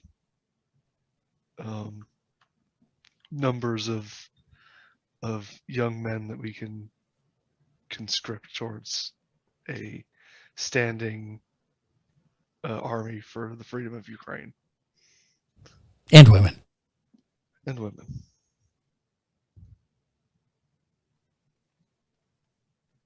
Also, our deepest sympathies regarding the death of scrolling. Yes. Igor. Yes, you. I don't know. We covered that already. Not with her. I don't know if we if you were told about how he died, but know that he was avenged. Yes. Yes, absolutely. She says some men from Arter returned his body, and Petruso had come and has spoken with us. Good. And maybe he's heard his name, or you're not sure what, but Petruso pokes his head in through the door and says, "Did I hear my name?"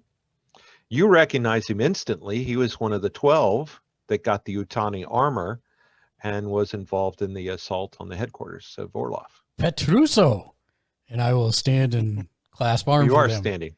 Well, I know, but I'm going to like move towards him and clasp arms.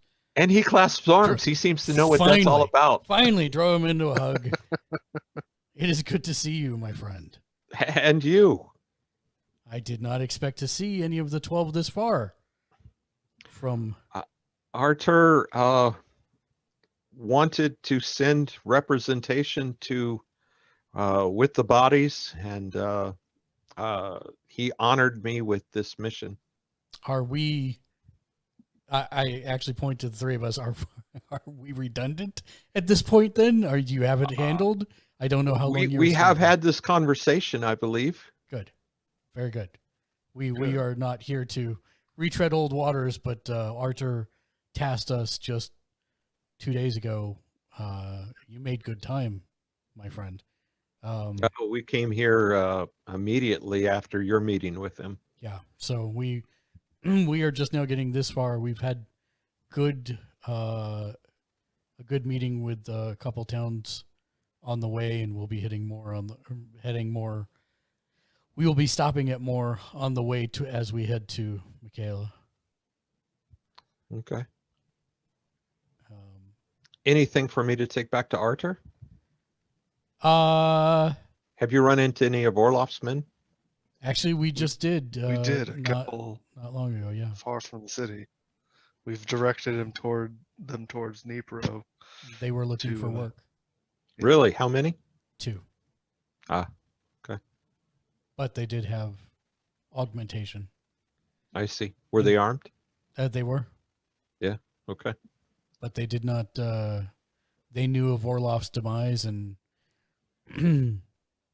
were wary, but open to discussion and seemed amicable to working within the bounds of the laws set out by the Hetmanate.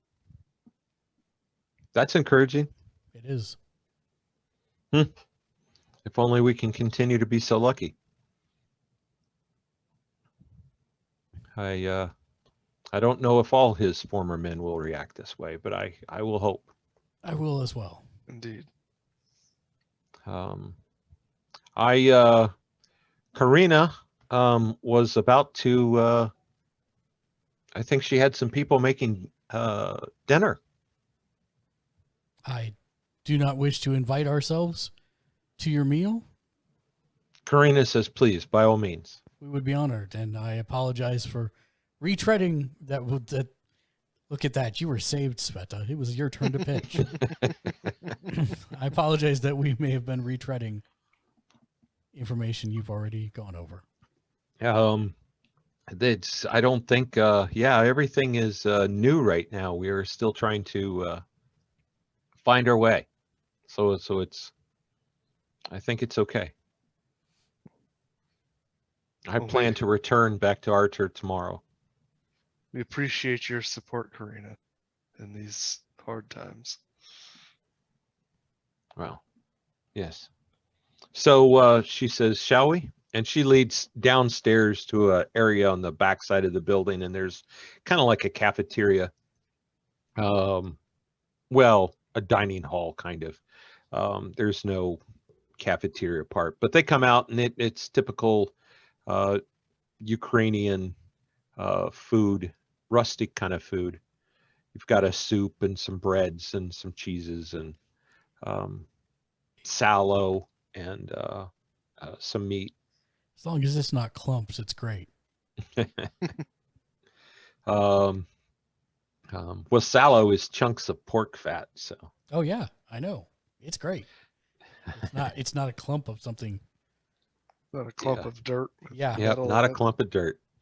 And she asks if you'll be leaving immediately or if you'll be spending the evening, because unless you have something to do or say, you guys eat for about an hour and a half and visit. It's now probably getting dark, right?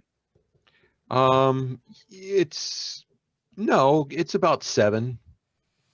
So you've probably got another hour or so of light.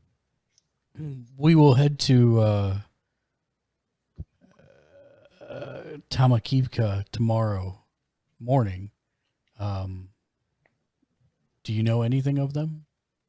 Yeah, small farming village. By chance, have you heard any word of the town of Chukalov? Uh, um, I'm sorry. Every joke you've made tonight suddenly went through my head. All right. She says, no, I haven't. We heard. I believe they're a small farming village. Maybe I don't know. They're a fair distance. Yeah, we've heard disturbing reports from one of the townspeople. We'll have to investigate on the way. That's you not heard good news. any unusual reports from surrounding towns? I have not. And if it's not a sore subject or a bad subject, I'm not sure how the governance of the town works, but will you become mayor now? I don't know. Igor was placed in power by Orlov. And so I am not.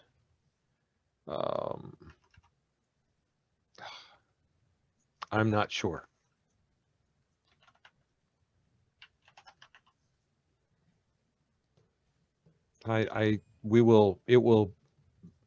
It's yet to be seen how that will work.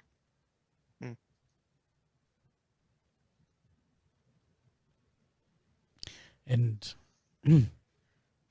I know it is recent, but has the temporary transition been good? Are there things you need help with that we might be able to assist with, or? Nothing at the moment. We're a large-sized city. We were fine before, mostly fine. I mean, so no, there's nothing that I can think of. But we will send word to Artur if we have problems. I'll actually pull out my list of questions that I made from when we met with Odarka, and just flat out tell her I am not someone familiar with governance. Am I missing any questions here that I should be asking? We weren't given a lot of direction. In villages, it's going to be very difficult. Under Orlov, it was very difficult. And some villages suffered more than others. So some, despite what you say, may see you as just the same thing with a new label. That I was expecting. I'm just making sure that I'm getting as much information to build a database of towns and cities and who to speak to and what they produce and what they can help with more than anything. I think you have. I think that's a good starting block, and I think you'll find your way as you go along. Thank you for looking.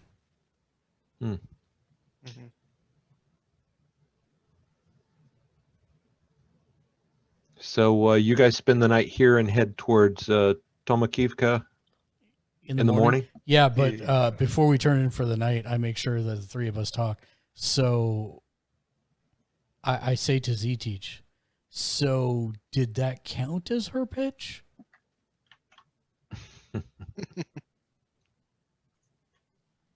Because I'm thinking no, since technically Petruso already did it. The more times that they are informed of how things are moving, the better. I don't know why, brother. I can barely hear you. Yeah, I can't hear you either. I mean, I can hear you, Because but the mic was further away from my face. oh, there we go. Now it works. Yeah. Yeah, I said the more times that they're reminded that Orloff is gone and that there's a new price to power is going to help. Right, but I know. But did that count as Sveta's pitch, or does she need to do Tomakivka tomorrow, or is that yours? She needs to do it again tomorrow. Okay, that's what I thought too. Thought that was fair. This is only like half. Yeah, I've had my turn. Where's Half a pitch. Z-Teach's turn? Oh, Z- I belong to the Disciples of Destiny. I don't think I should get a pitch. Oh no, you're former Disciples of Destiny. Now you're part of this grand experiment. I'm starting to think that I should probably go back.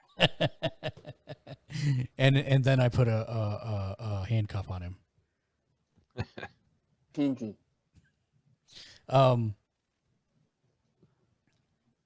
Okay, that answers that. So I put my hand on the back of Sveta's back, and I pat her and I say, "Yeah, this was a good warm up for tomorrow. You say so. You sleep well." And I'll keep chuckling as I walk off to my room.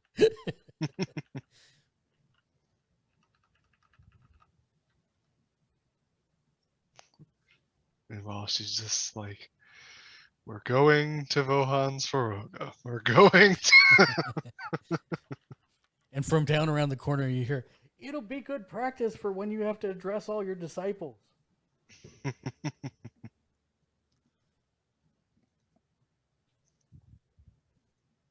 All right. So you guys sleep. She gives you some nice rooms, okay rooms, and she feeds you in the morning, and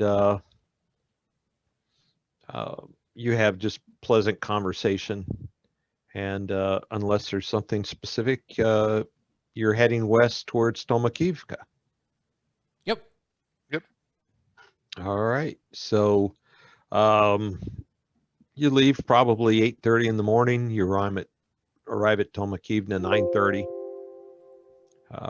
And no real walls. You can see some fields, and they're in whatever point that farmers' fields are in July. I don't know anything about farming, but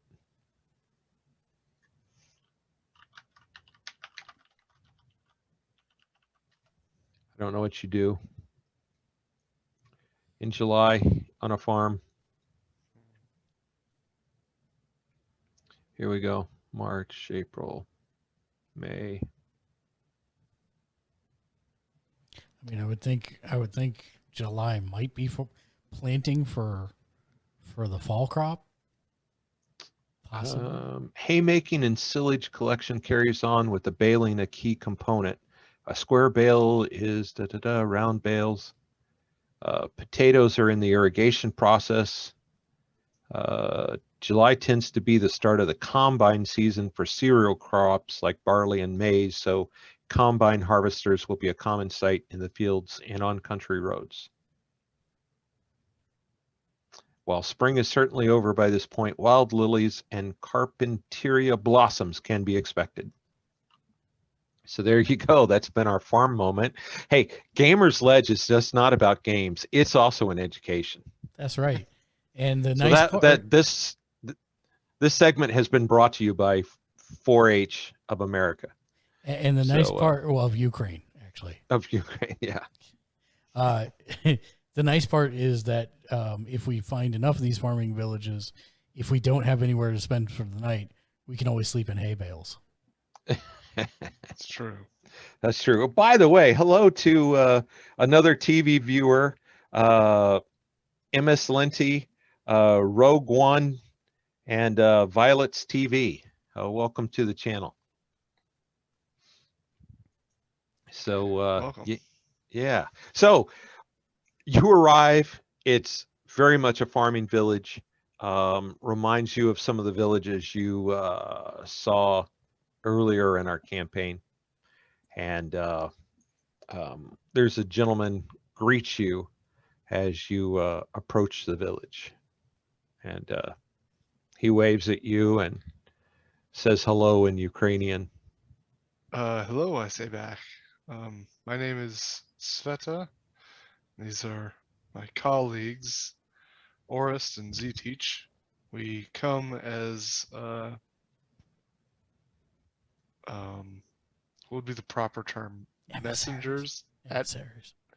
We come as emissaries of the new Hetman Archer. He says, welcome.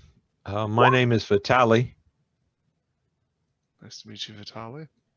And I assume you want to speak with Yana Vervich. We would. Could you point us in her direction? He says, I will take you.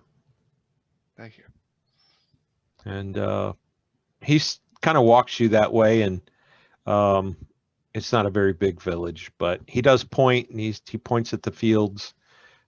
He says, there's our orchards, and here are fields. And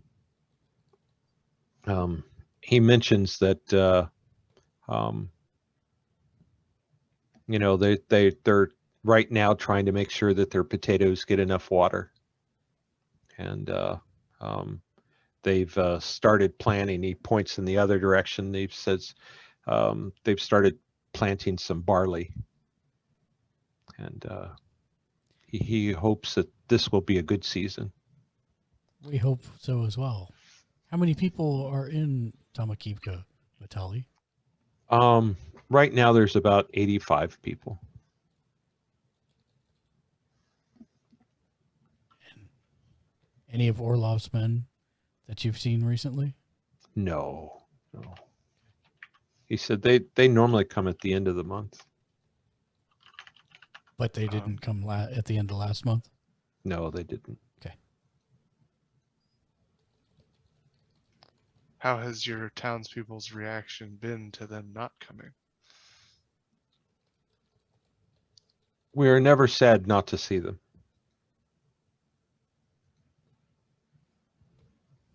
Indeed. And you know of the news of the Hetman in Free Ukraine?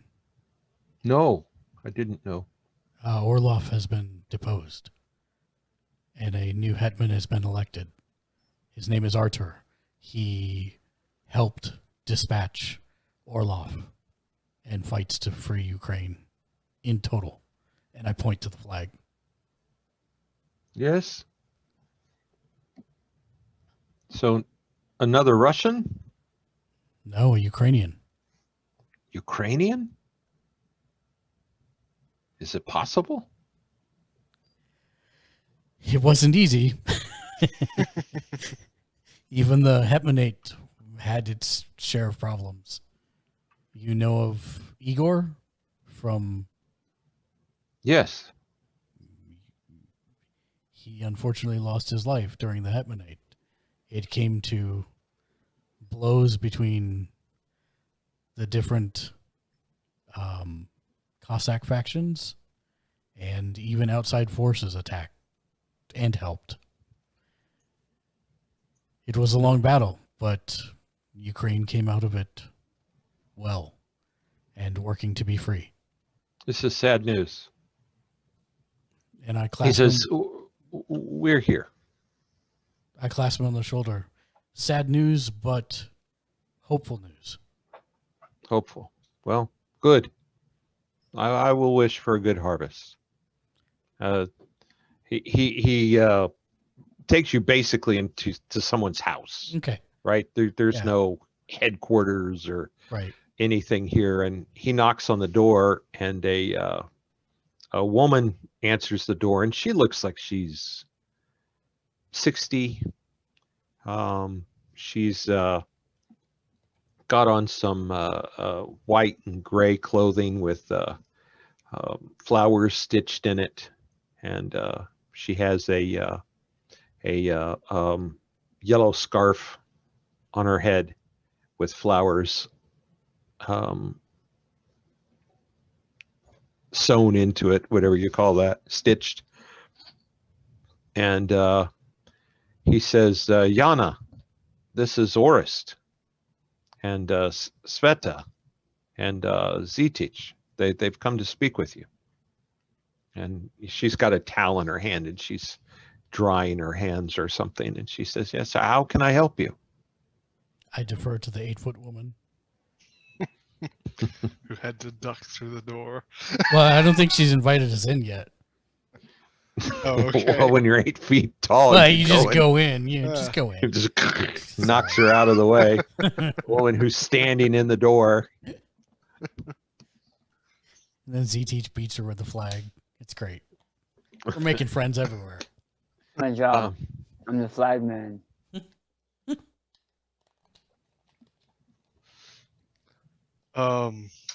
So Settle introduce herself. I'm Sveta, an emissary of Archer, the new Hetman of Ukraine. We're not sure if you've heard. Oh my God, what was Orlov. Orlov? I knew it was Orlov has been killed, and a hetmanate has been placed in leadership of this region of Ukraine now. Oh my. She says, does that mean there will be a war? You can still see she's kind of really upset. I put a calming hand up and say, most of it's already been fought. There are some other. Here is fairly stable. There will be other places in Ukraine that need to be liberated, but that is part of the reason that we came to talk. Oh. We're in great need of support from towns like yours. The freedom of Ukraine is facing many challenges still. I see. She says, well, she points at there's a one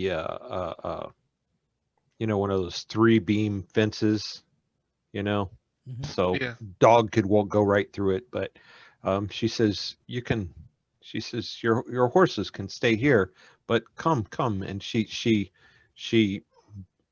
backs up through her door and holds the door open for you.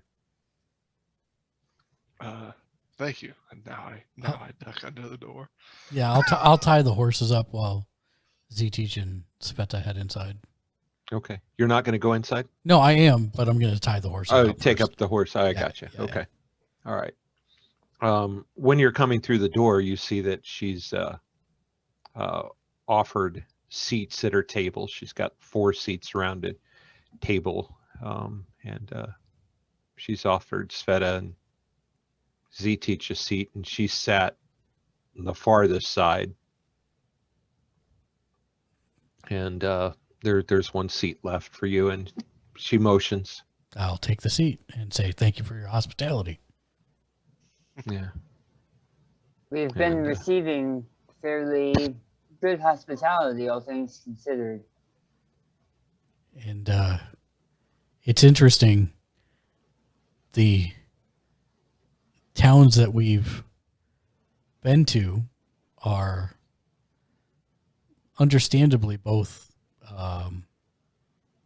glad to hear about Orlov not sending men, but at the same time, much like the government, the question is what's next?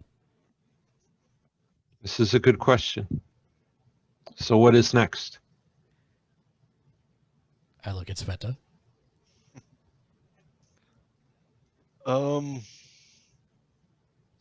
We're still figuring that out. We know that there's a great deal of challenges still to face. We'll be dealing with the wrath of the other warlords that border us, as well as some new outside forces that have arrived that are causing dangers to our freedom.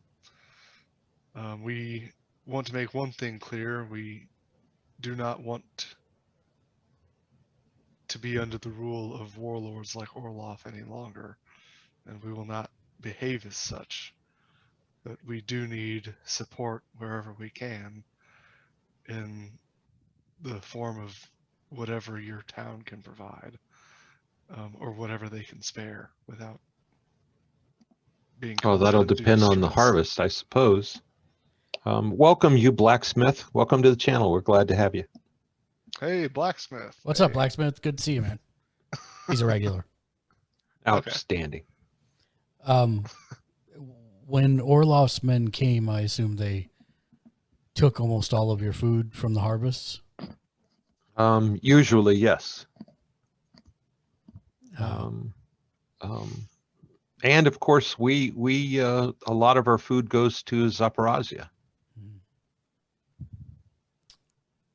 And you have about 85 people here? We do. Do you have any young men and women that might be available for conscription? Conscription? We're farmers. But everyone can be taught other skills. And yeah, but we need, there are skills that have to be taught to the next generation or we'll cease to be a farm. I understand. We are not looking to take or ask for the support of all of your young men and women, but some. Other towns have been able to pledge 4, 7 people. We are not looking to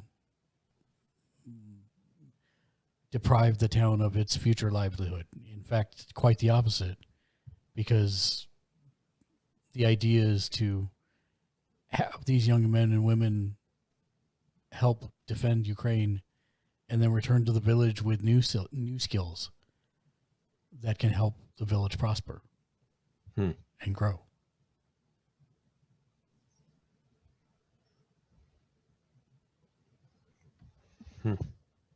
I'll have to think about this.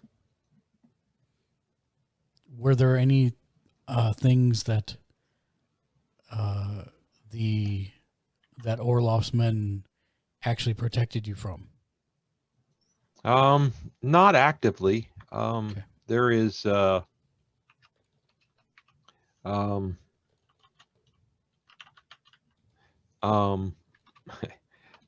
the garrison from Zaporizhia. That's who took care of us. Okay.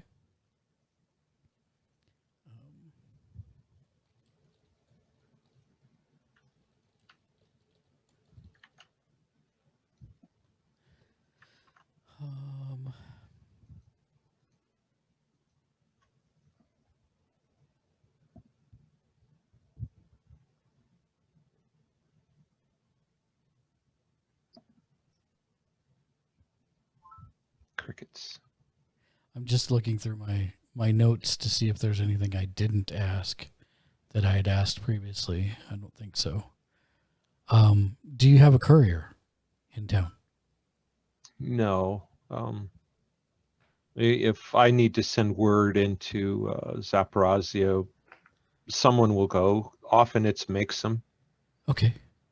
Would it be all right if I use Maxim to get some information back to Zaporizhia? Sure. And I will send off the note that I've added to my database with Yana's name and the information she told us, the stats about the town. I know you did say you needed to think of it, but for my report back to the Hetman, do you have a rough number of... She says, I'll be back. And she stands up and she walks out of the house. Okay. And she's gone 20 minutes, maybe 30. Okay. And she comes back, and there's two. It's funny. I made my own note, and when I wrote it, I wrote 2 Utes. Oh, it's that kind of village, is it? To what? And she introduces you to Mixum and Anton. And she says, if there's training, and if they will come back to the village, Mixum and Anton would be interested in this training. Very good. And they look like they're 18, 19, 20-ish. Okay.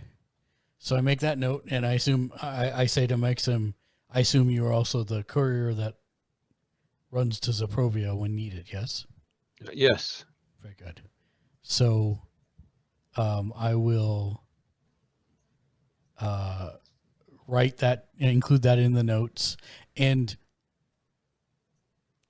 I had done it on the last one, and I think I'm going to do it on everyone. I write the names of the couriers because that's also something that would be useful to know, is the name of the courier in every town. Okay. So I specifically write that this courier only goes to Zaprovia in these notes. Okay. And then I give that to Maxime, and I'll also give him a gold or a credit. Okay. Or what would that normally cost? I don't know, in a small town. A credit? No, a courier. Oh, it's not like he has a job. I mean, he doesn't get paid. I mean, it's Something that needs to be done. So yeah, it's something that needs to be done. You know, hey, quit tilling the field. Take this to Zaprovia. Yes, ma'am. Well, I'll give him 5 credits. Great. He's ecstatic. Yeah. It's not like he's got to go far anyways. Yeah. So yeah, and I will tell him to deliver that to Karina Galena, and or Hiyori. Okay. And they will get it to the right people and call for you when they are ready to have you make the journey. Okay.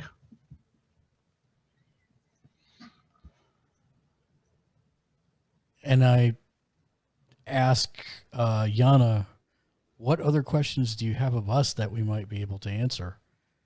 I mean, I make no illusion that we are all learning as we go, but I think this is a good foundation to help the villages prosper. And We'll help have them- to see. We're hoping for a good harvest. The weather has been good so far. Good. Tell her that we're headed to eventually Vohon, Svaroga, but what is the next town in that general direction? I'm not sure. I think Chekolov. And how far away is that? If you leave now, you'll get there by evening. Oh, good. And again, I reiterate, do you have any questions for us? No. How will, if I have anything for this new government, who do I talk to? Karina? Yes. That would probably be the most expedient at this point. Okay. Have you heard any reports from Chekolov? I have not, no. They're a small village, similar to ours. Great. I will attempt to clasp arms with her. She kind of awkwardly does that. Oh, that's nice. It's And I will smile at her. May you have a wonderful harvest.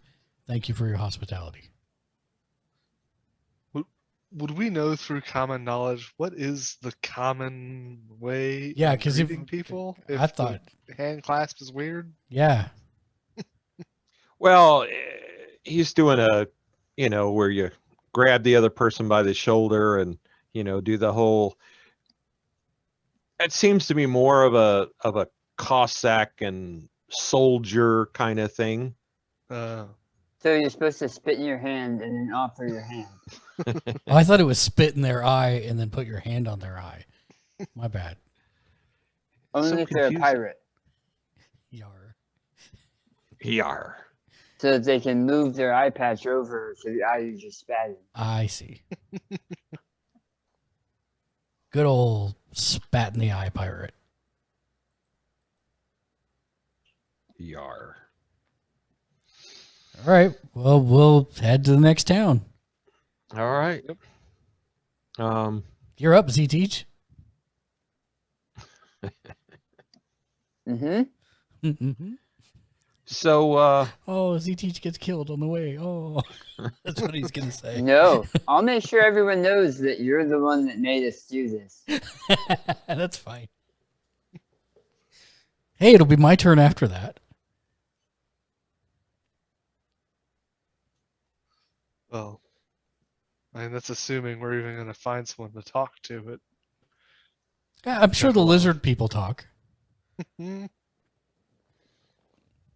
speak lizard, right, Z-Teach? I do actually. One sec.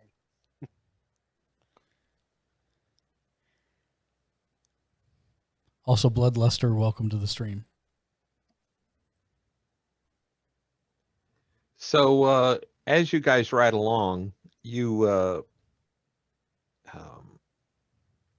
about a third of the way there, and off to your right, so to the north, you see a faint glow right as you kind of get to the top of a hill. And you can kind of see a long ways. You see the faint glow of a blue ley line way off to your right, to the north. Do I see any kaiju? No kaiju. Okay. Any monsters? No monsters. Okay, then we keep riding.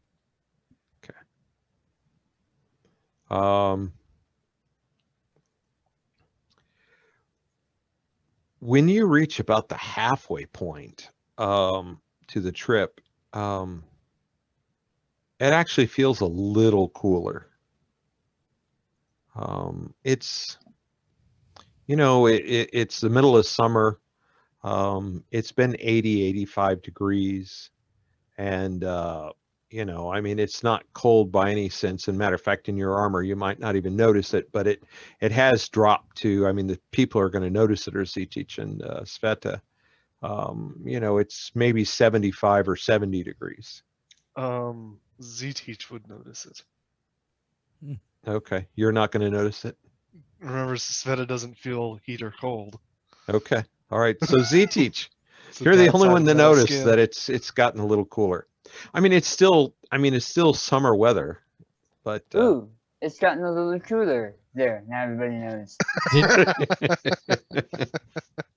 I start to frown. Well, if it's cooler, that's not good for lizards.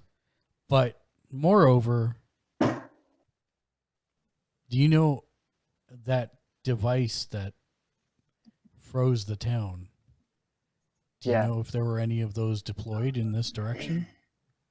There were some deployed in every direction, but many of them didn't work. Mine was one of the only ones that actually worked. But we wouldn't be feeling a slight chill in the air from that. If anything, it makes the surrounding areas hotter as it pulls the moisture into the area being frozen. Interesting. Anyway, I was going over my notes, remembering what languages I speak of, possibly some reptilians. It's half hand-sign language and half words, but it goes like this: Slee stack. Slee stack. Slee stack. Slee stack. Wow. I got to say, that buildup, not worth the payoff. That's what you. Now you know how I feel every time we talk. Damn right. Damn right. Have a Benny. Thank you. That's messed up. Reminded me of a TV show from my childhood. Have a Benny. I don't know this show. I wouldn't expect you to. It's the land Of the lost. Yeah. I used to watch that show every Saturday morning. Yeah. They remade it. It was terrible.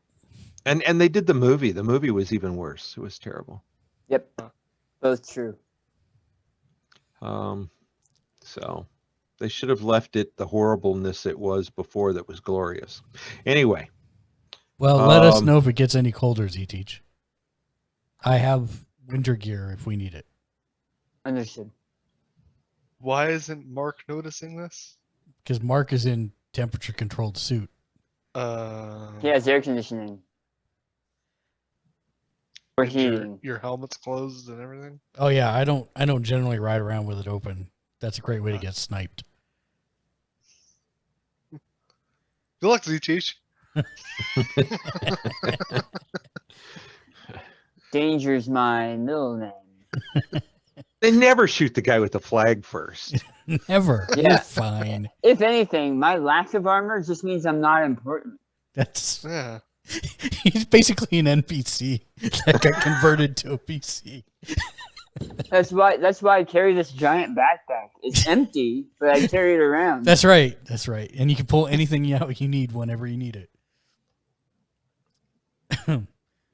So we keep riding into the Keep cold. riding. Into the cold. So yeah, you guys ride along, and you ride on, and you're figuring you're probably about an hour away. You're kind of following a kind of trail, road, whatever, and Guys, I feel like the DM's trail roading us. up ahead, on the right side of the trail, you see a person laying on the side of the road. I will call out. Hello? No motion.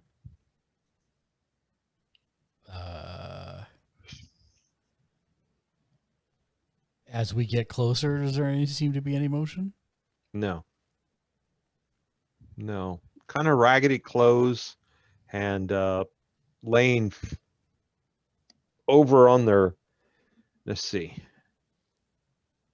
on their right side, so they're facing away from the center of the road, kind of leaned up on the edge of the road, and they have their hood pulled up. How far away are we? 10 feet. Oh, what kind of landscape is it? Is it like what Chris has behind him? Yes. You should check it out, Z-Teach. Z-Teach is going to stop the horse and say, I've got a bead on you, and I will light you on fire if you do not move at the count of 5. 1, 2, 3, 4, 5. And he's going to cast Bolt.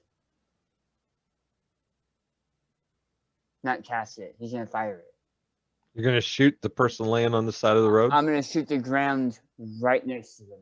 Oh, okay. There's one thing he's learned now in war and by being a trader, and that's you don't trust situations like this not to be traps. Oh, you're on mute or something. The whole point is to try to get people to pop up out of the grass that are hiding. Okay, I understand. if this person legit is in trouble and that's why they didn't get up, then me shooting next to them will only scare them. Or nothing. Yeah, but Okay. how are you supposed to? Do you have to roll or something? Yes. How are you supposed to what? How are you supposed to get bit by the zombie if you don't get off the horse? And I guess that's a valid point. I get off the horse. I'm just kidding. Just kidding. So I said I would burn them, but it's actually a freeze ray. Okay. Yeah, well, they won't know. Okay. It goes off. Pew! I don't know Do what they- kind of. Does it make Yeah. a pachu noise? It makes the sound of like cracking ice. So like almost like thunder, but not quite like thunder. I got it. And nowhere near as loud. Yeah. Okay. So And the ground next to them is frozen, but they're probably pretty warm.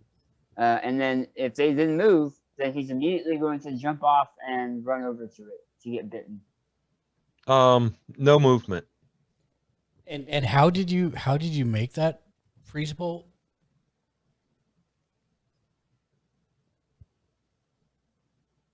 Weird science.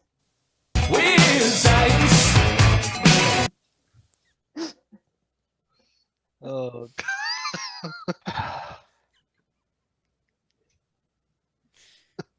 You're on mute or something. Who? GTH will ZTH. approach.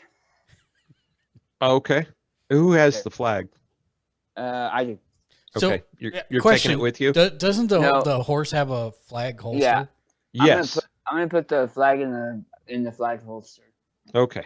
Okay. So it's on the horse. Okay. Yeah, and I'm gonna walk up slowly and say, "I'm a appointed representative and emissary of the elected Grand Hetman Arthur, savior of the free Ukraine." And I'm taking his horse's reins. Okay. Okay. No movement. I will approach the zombie and kind of reach down and move it with my hand, giving it Okay. plenty of flesh to bite. Just roll it over. Yeah. Okay. Before he does that, I am going to put his horse's lead over the pommel horse on my saddle, and I will pull out my rifle to cover him while he does this. Okay. So that if I turn into a zombie, he I can kill him immediately faster. Yes, Fix that Great. situation. that is correct. Okay. So, you grab the body and start to pull, and immediately know something's wrong. And when the head comes in view, it's just a skull. Trap. It's just a dead body that's been laying here for some time. Okay, so it does the clothing match the decay rate of Yes. the skeleton? Okay. Yes. So it doesn't look like somebody dressed up a skeleton and left it here. No. I will. well said. Not that I we're all will- paranoid or anything, but yes, If we're paranoid, you made us this way, John. yeah. I will roll over and Mission accomplished. I'll roll it over completely and I'll say it's a skeleton. It looks like it's been here for a while. And then I would like to do like a sciencey check to see if I can tell any additional information from it while I'm also looting it. Okay. Make a So make a I'm wondering- sciencey check. Yeah, so specifically a weird sciencey check.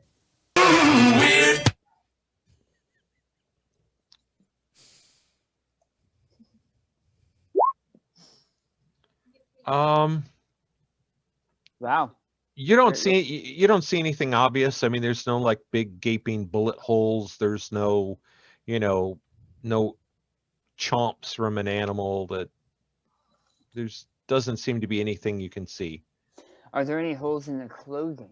Like bullet No, holes no, in the no, clothing? no, not that you see. I mean, Um, the raggedy, yes, but not like a bite or a bullet or a, no burn marks. No, there's no arrow poking out of anywhere. how large is this body? Human size, Um, 5'8" ish. as I'm going through and checking it for equipment and any identifying anything, is it what kind of underclothes is it wearing? Male, female, gender Male, neutral? male. It looks like it's very similar clothing that you've seen in every farming village you've been in. Do the clothing, other than being raggedy, is the clothing still serviceable? Would it fall apart if I wore it? Probably, yeah. Okay. Um. Just cast mending. I mean, I'd like to cast mending. weird science mending.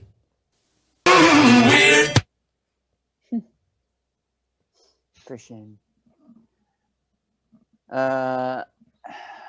Okay.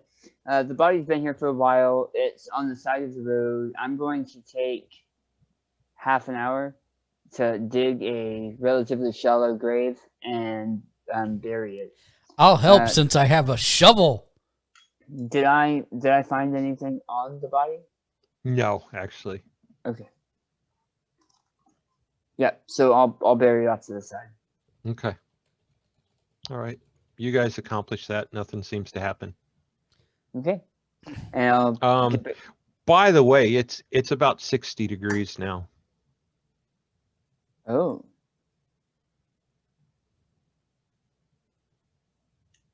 As we were standing here, it got cooler, or it got cooler as we were moving? It got cooler as you moved up here, and as you've been standing there, it's gotten down to 60. Sveta, were you stretching or you had a comment? Oh, I was stretching. Sorry. Oh, Okay. I totally thought you had a comment. Is that relatively natural for this time of year? Like No. as it's getting later in the day? No, absolutely not even remotely. Is this similar to the experience we did with the ice cannon, the freeze cannon? It seems it's not as dramatic.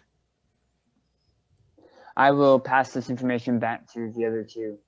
And then I would, are there any tall, actually, no. I'm going to grab my binoculars and my wingboard, and I'm going to fly up and look around and see if I can see anything that I would recognize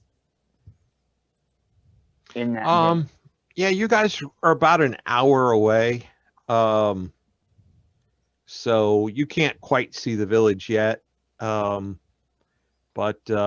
it's getting evening-ish. It's like 6 p.m. now.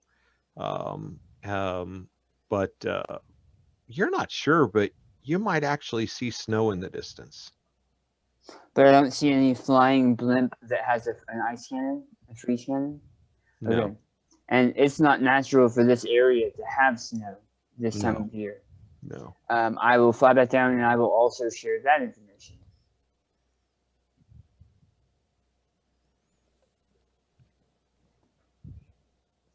That's very weird.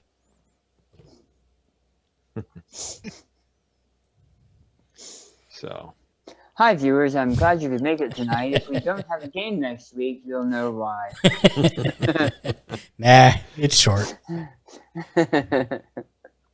Oh, I didn't mean for that reason. Oh.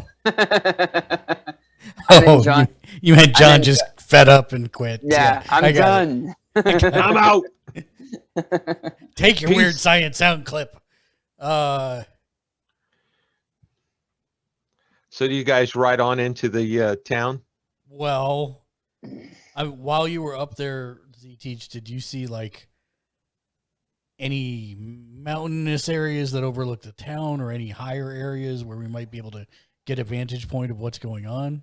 No, it all looked like farmland. Did I see any smoke coming from the town? No. Either from chimneys or from... My fear is they may already be dead. The answer is no, but you didn't see the town. You're still too far away. Okay. Are there any large sticks on the ground around, like falling from trees? Sure. Sveta will start picking up and breaking off those large sticks and bringing them with her on the back of her horse because she's having flashbacks of the time that we were in that house and struggling to find things to burn. Fair Nice. enough.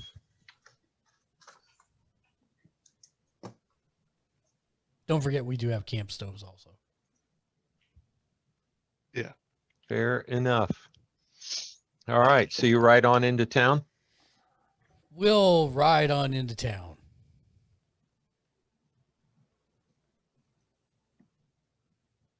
Ooh.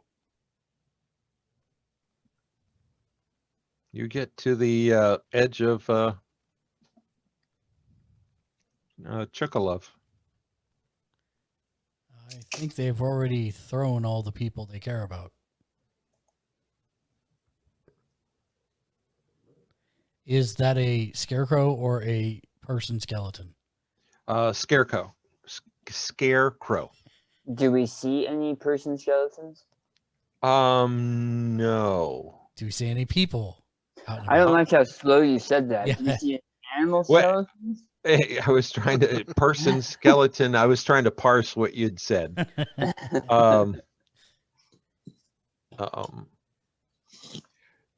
No, not here at the edge. You don't see people. We see lizards. No lizards. I am actually going to go ahead and pull the gun out of the holster at this point. Because I'm not, and I'll just lay it across the lap / horse as we ride in, For because I don't like this. For what? It said spoilers. You should mute. It is spoilers. Oh, it's not spoilers from the episode. Oh, okay. I thought it was on mute. So No problem. What episode? Yeah, that one. What episode do you need spoilers for? No, he was saying spoilers for For what? an episode of a TV show. Oh, we can't say the name of it? I just don't want to spoil it for anyone. Well, yeah, I mean, the name of the TV show isn't a spoiler, right? Yeah, but what he said, some people might not know about yet. And Oh, okay. I didn't hear what he said. I have no problem talking to you about it offline. yes, Okay. yes. I was just curious if it's something I've seen. I don't think you started it yet, actually. I just finished Bad Batch. What else? Oh, I've watched 1 or 2 episodes of Loki. So the point of the matter was that we weren't going to play this Right. sketchy- Right. Yes, yeah, yes. fair enough. Yes. So, yeah, I'll pull out the gun and have it at the ready. And I'm actually going to use the scope of the gun to see if I can see people in the town from here. It's a little late. You do see lights on in houses, and you do see smoke, chimney smoke, not houses on fire smoke. Okay. So I will relay that to everyone. And you know what? I'm going to actually pull out the infrared and make sure that I see people walking around in the town. See, You're going to pull out the bread? the infrared. Infrared. Okay, Yeah. I was like, bread, and you're going to... Here, people. I was like, where is this going? I don't know. You tear it in strips very slowly, and people get very nervous. So yeah, sure. You look up at this this building here, and you do see people walking inside the building. Okay. I do see people on infrared, so maybe not zombies. Might be warm zombies. What kind of hellscape are you painting for us, John? Warm zombies. Next, you're going to tell me to run. All right, let's ride into town. All right, you ride into town, and once you start getting close to the buildings, you see some people, you see doors kind of creak open, but nobody seems to come out. I will say, hello. Is there a mayor or town representative we can talk to? Click. Or I guess slam. Appropriate noise here.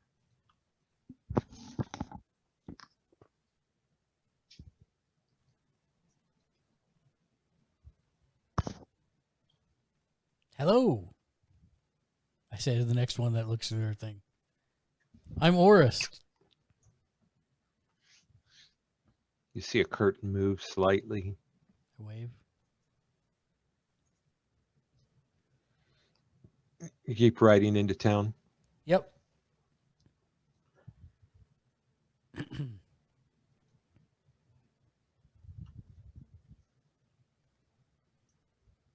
Wow, this neighborhood looks awfully familiar. Oh, yeah. Yeah. Yeah, Is that the right map?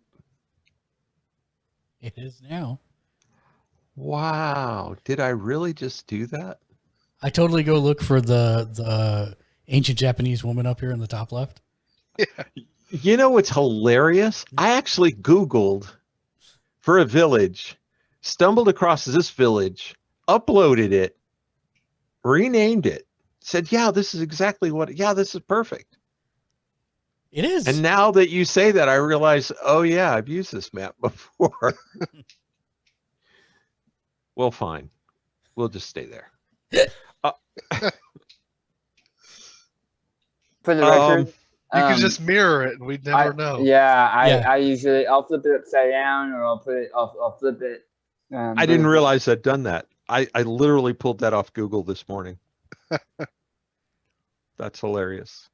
Apparently, that village meets my particular taste in village maps. Mm. I mean, it's hard to pass up a Google with a good wagon circle. I know. Yeah, as soon as I was like, oh, there's the Romani. All right. So you get towards the middle of the town, and there's a larger size building. And a man kind of steps out of the doorway. And it's the gentleman in the upper left. Hello. He kind of looks at you. You can tell he's kind of suspicious. And he says, how can I help you? And I look to Z-Teach.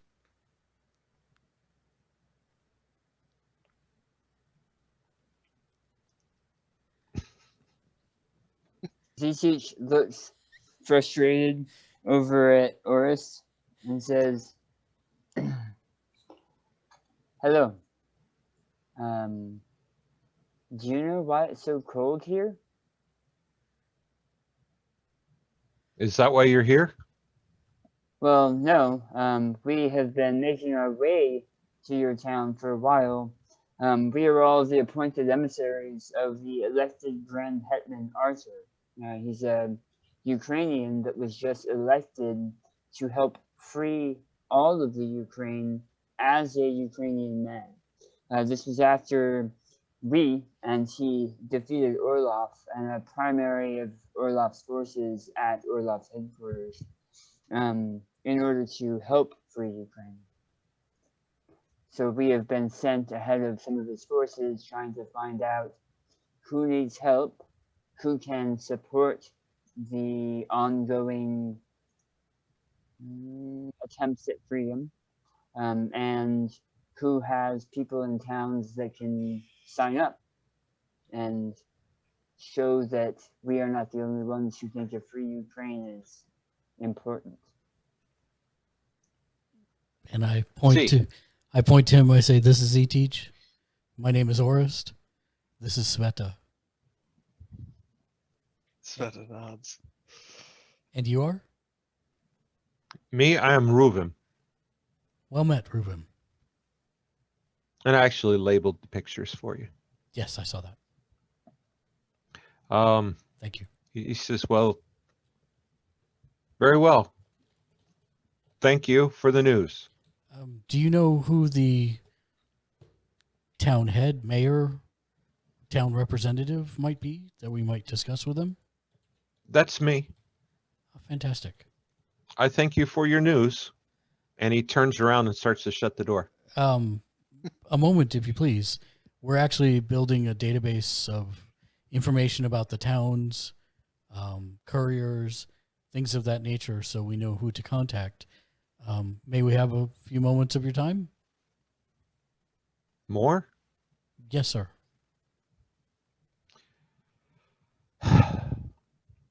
He turns around and faces you and shuts the door behind him. With him. So he's outside facing you, but he shut the door. Yeah. Also, are you familiar with a man named Gleb? Yes. We lost him weeks ago. He's lost.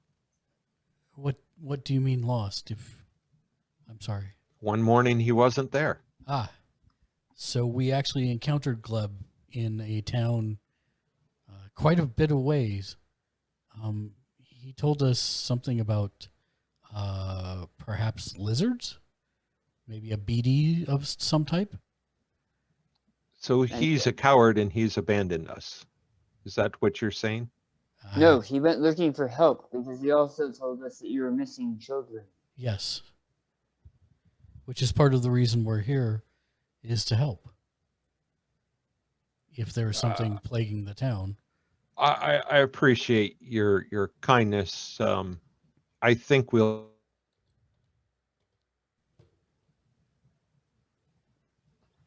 Oh, I'm sorry. I didn't hear anything you just said, John. I appreciate your kindness was last I heard. I appreciate your kindness, but we will handle it. Does Reuben look like he does in the picture? Yes. I'll lean to Sveta and say, vampire. Is Reuben blinking sideways like a lizard? No. Good question, actually. Do I notice any reflections in the windows of Reuben? No, I'm not asking that. A quick question for the few questions that I have for you is, how many people are in Chukalov presently? We're a small village. Is that 70, 80 people? Less? More? He just kind of looks at you. When Orlov's men came previously. Are you hung up by the word people? When Orlov's men previously came, what did they demand of the town? Usually everything we had. Is it mainly a farming village or? Yes, we're a farming village. Zitish is going to place one hand on Ur's forearm and squeeze slightly. And then he'll say, Reuben, if there are people in your house right now, if there are Ur's men in your house right now, blink twice. I didn't really. If there are people in your house right now, he was whispering. If there are people in your house right now, if there's Ur's men in your house, Orlov's men in your house right now, blink twice. But he was saying it very quietly, just so that I got you. I understand. He just kind of has a frustrated look on his face, and he says, "There are no Orlov's men here." Well, that is good. Then I misunderstand why you are being so incredibly rude. I don't know you. That is what we are here to fix. If you are mayor of this town, it is up to you to make sure that your people are taken care of.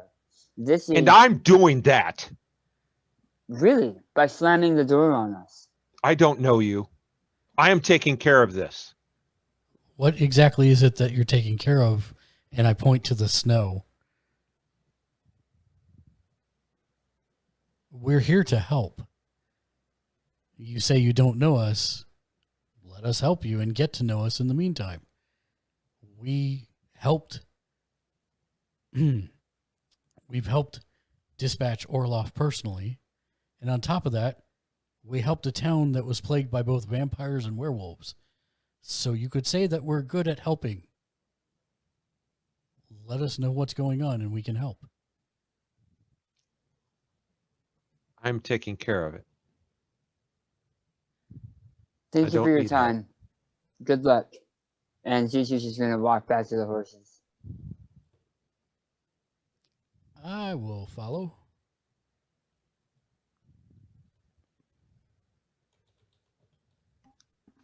He's going to pull out his wingboard and fly straight up. Okay. What does he see in the local area? So good question. There we go. So you see, it's farmland for as far as you can see. You can, if you go high enough, you can see the Dnieper River to your south. It is starting to get dark. However, because it's starting to get dark, you see almost like a reddish kind of glow, barely perceptible, a bit of a red glow from where Nikopol used to be. Not like fire, just looks like something weird. To the Where Nikopol used to be. yeah. Is that a Rift thing or is that a recent thing? Well, your character's not sure. To the southeast, you see kind of a swampy, lake-ish area. Not a big forest, but there's trees. But it looks kind of swampy and foresty. Kind of to the southwest, sorry. How much of what I see is covered in snow?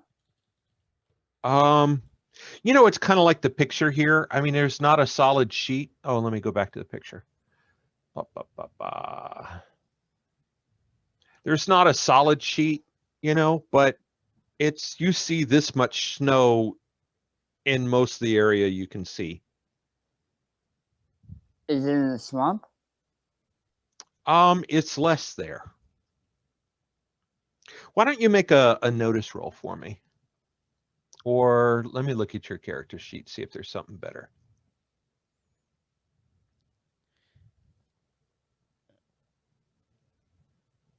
How about a detect roll?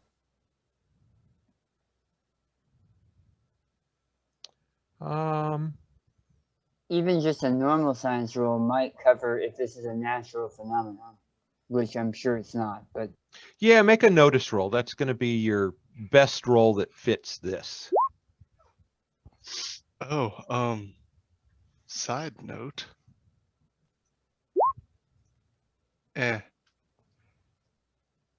Oh, Yeah, that's a good yeah, point. this is, I'll address that real quick. No, this is not natural. This is not normal. It's freaking July in Ukraine, and you're not in the mountains. You're in farmlands, and you're south of anywhere you've been during this entire campaign. So yeah, no to snow. So by the way, why don't all three of you make a smarts roll? And then I'll get to your notice because you did pass there, ZT.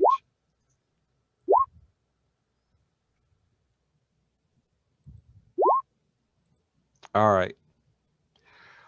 Well, I'm going to address this to Z-Teach. As you're up there, here are the things you notice. One of the things you notice is you remember the guy. What was his name? Glev. Gleb. Gleb, yeah. You suddenly remember, because none of you seem to pick up on it, but he did say it was always winter. Oh, I thought he said it Remember was that. always dark. He did. Okay. And he also said it's always winter. And you remember that, Mr. Z-Teach. The snow seems to get within 11. I'm going to tell you that the snow isn't exactly, it's kind of, you can't find an exact center, but the farther you go away from town, there's less snow.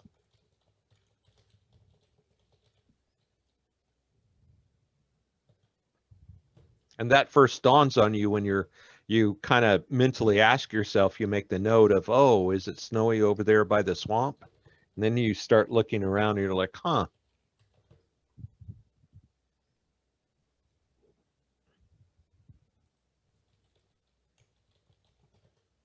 I'll come back down and pass that information.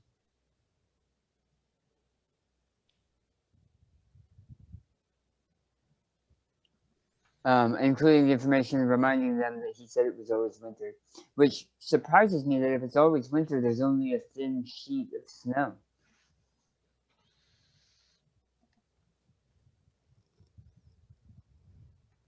No. It barely snowed here in Maryland, and it got down to, 10, 20 degrees without snow. Yeah, but it's not. Oh, are you saying 10 to 20 degrees is always winter? I would consider 10 to 20 degrees to be pretty cold. That's below freezing. I mean, it's not that cold. Oh, by the way, yeah, there is snow, and it is, probably 31 degrees right now. Is there a blacksmith in town that we can tell? You don't see a smithy from where you are. Now that we're closer, is there smoke coming from a number of houses? Yes, yeah. Yeah, I mentioned that before. Of how many houses is there smoke? All of them? Half of them? Most of them. Okay. From where I had a good vantage point, did I see something that might have been a blacksmith? Yes. Okay. Then I will indicate the direction. I tend to look that way anyway because that's one of the first places we find believers for Sveta.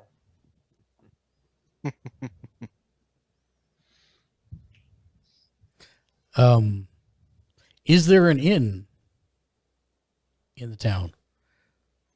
Something that looks like Z-Teach points, and it's the same direction as the blacksmith. Perfect. By the way, Ruvum is walked back inside and closed the door. Yeah, I figured he had already done that. Yeah. If he hadn't, I would have asked him if there was a blacksmith or an inn in town. So I don't know. He's gone ahead and left.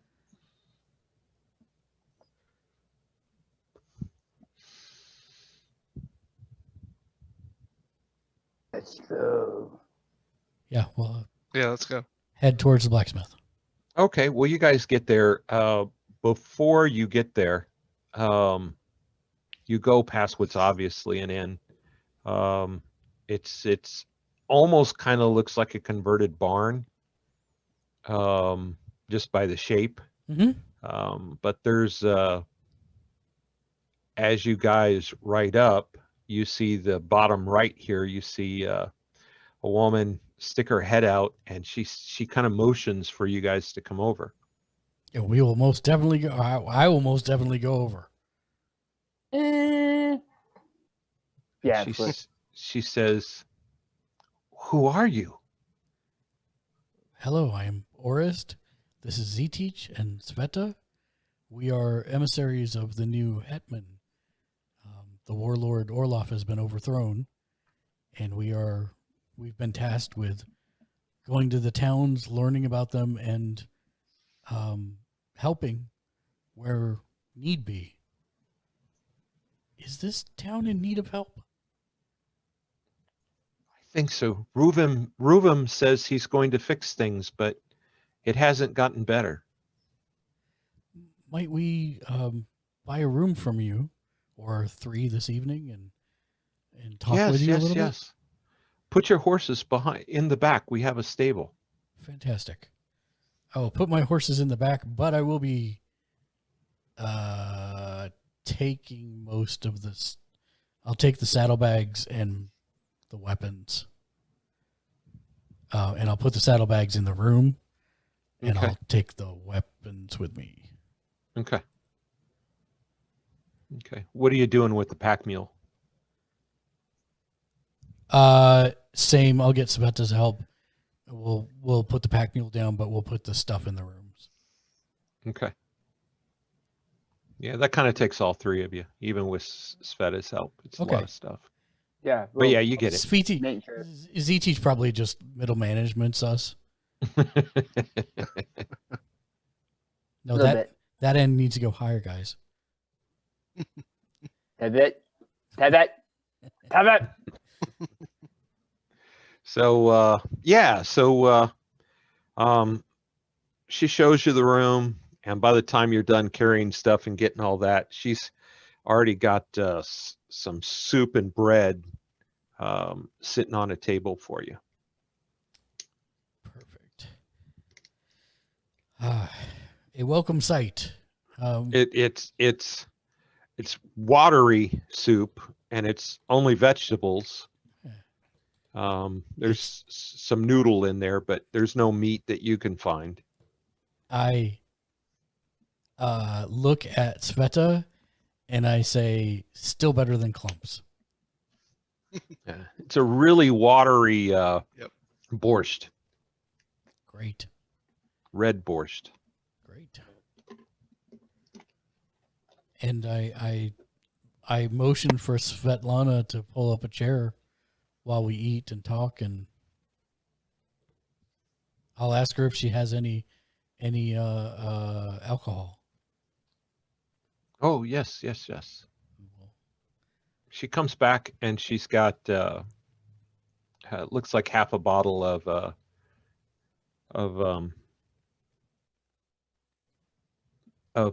vodka, A woman after my own heart. and she has some 3 shot glasses and puts them in front and pours 3 shots for you guys. And I motioned her, join us. No, thank you. Salute.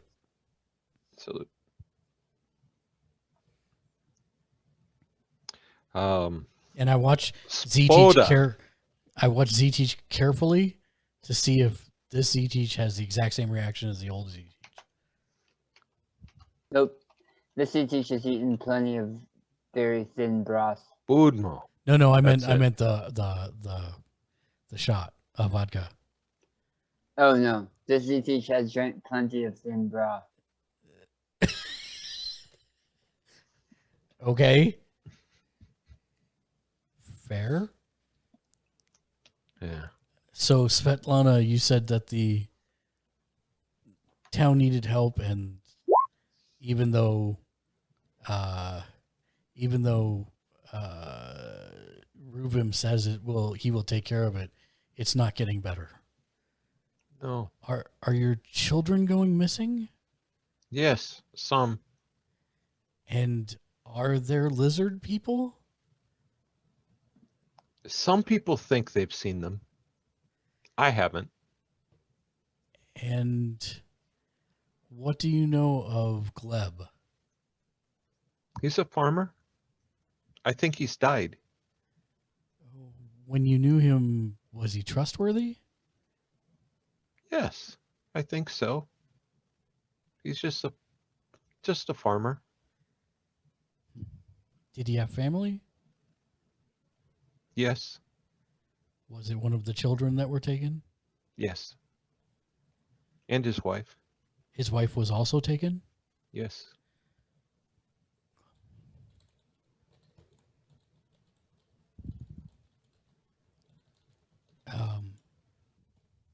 My husband is missing.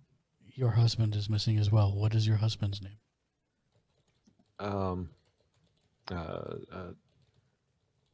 Andre. And how long ago did he go missing? 8 months ago. And how long has it been eternally winter here? About a year. Notice anything strange that happened before it started becoming winter?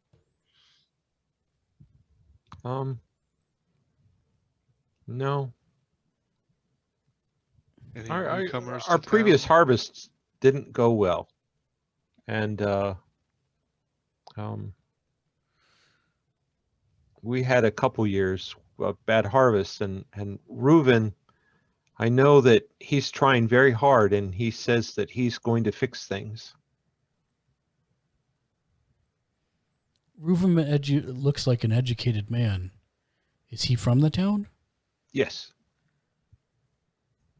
Did he go away to school somewhere? As a child, Do you know where he went? no. Has there been any improvement at all in the last year to anyone's situation in town? No. Then I would argue that whatever he's doing isn't working and that the town needs help. I think we need help. She starts crying. I will go and I will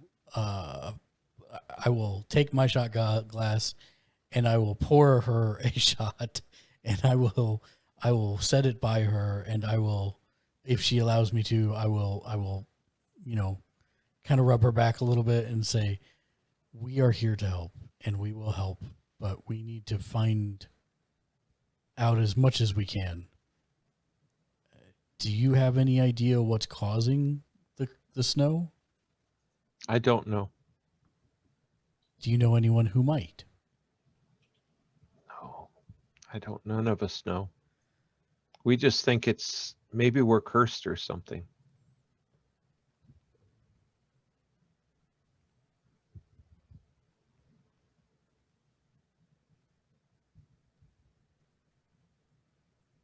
You're able to light fires. Yes. How are you growing anything in this? It's been very difficult. Very little has grown. We've lost most of our livestock. And so when Orloff's men came before, what did the town have to give them? Very little. And did they destroy the town or hurt people, or what happened when you had nothing to give? There were threats, and they said that they would find out why the town was cold. But they never did. No, When was the last time you saw Orloff's men? it's been months. Months. Sounds like they abandoned them long before they Mhm. ended.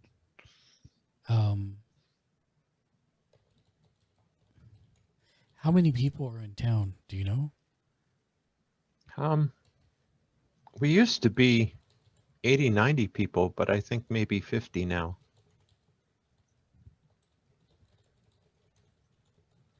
And are there any doctors? Are there any commonalities when people go missing? No, I don't know. Can you? I help. I have some skills. I'm a midwife too. And Lyra can help too. And who is Lyra? That's Ruvim's wife.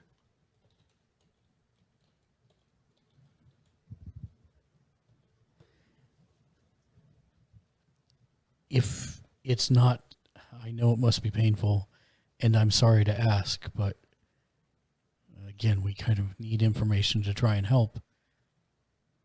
How did you notice, or what was the circumstance when your husband went missing? You never came back from farming. So he was out in the field somewhere and then didn't come back. Yes. Does this seem to be the pattern for everyone, or are there instances of no in what way? No, it's different. They just goes to bed, isn't there in the morning, goes to the field, doesn't come back. It's different.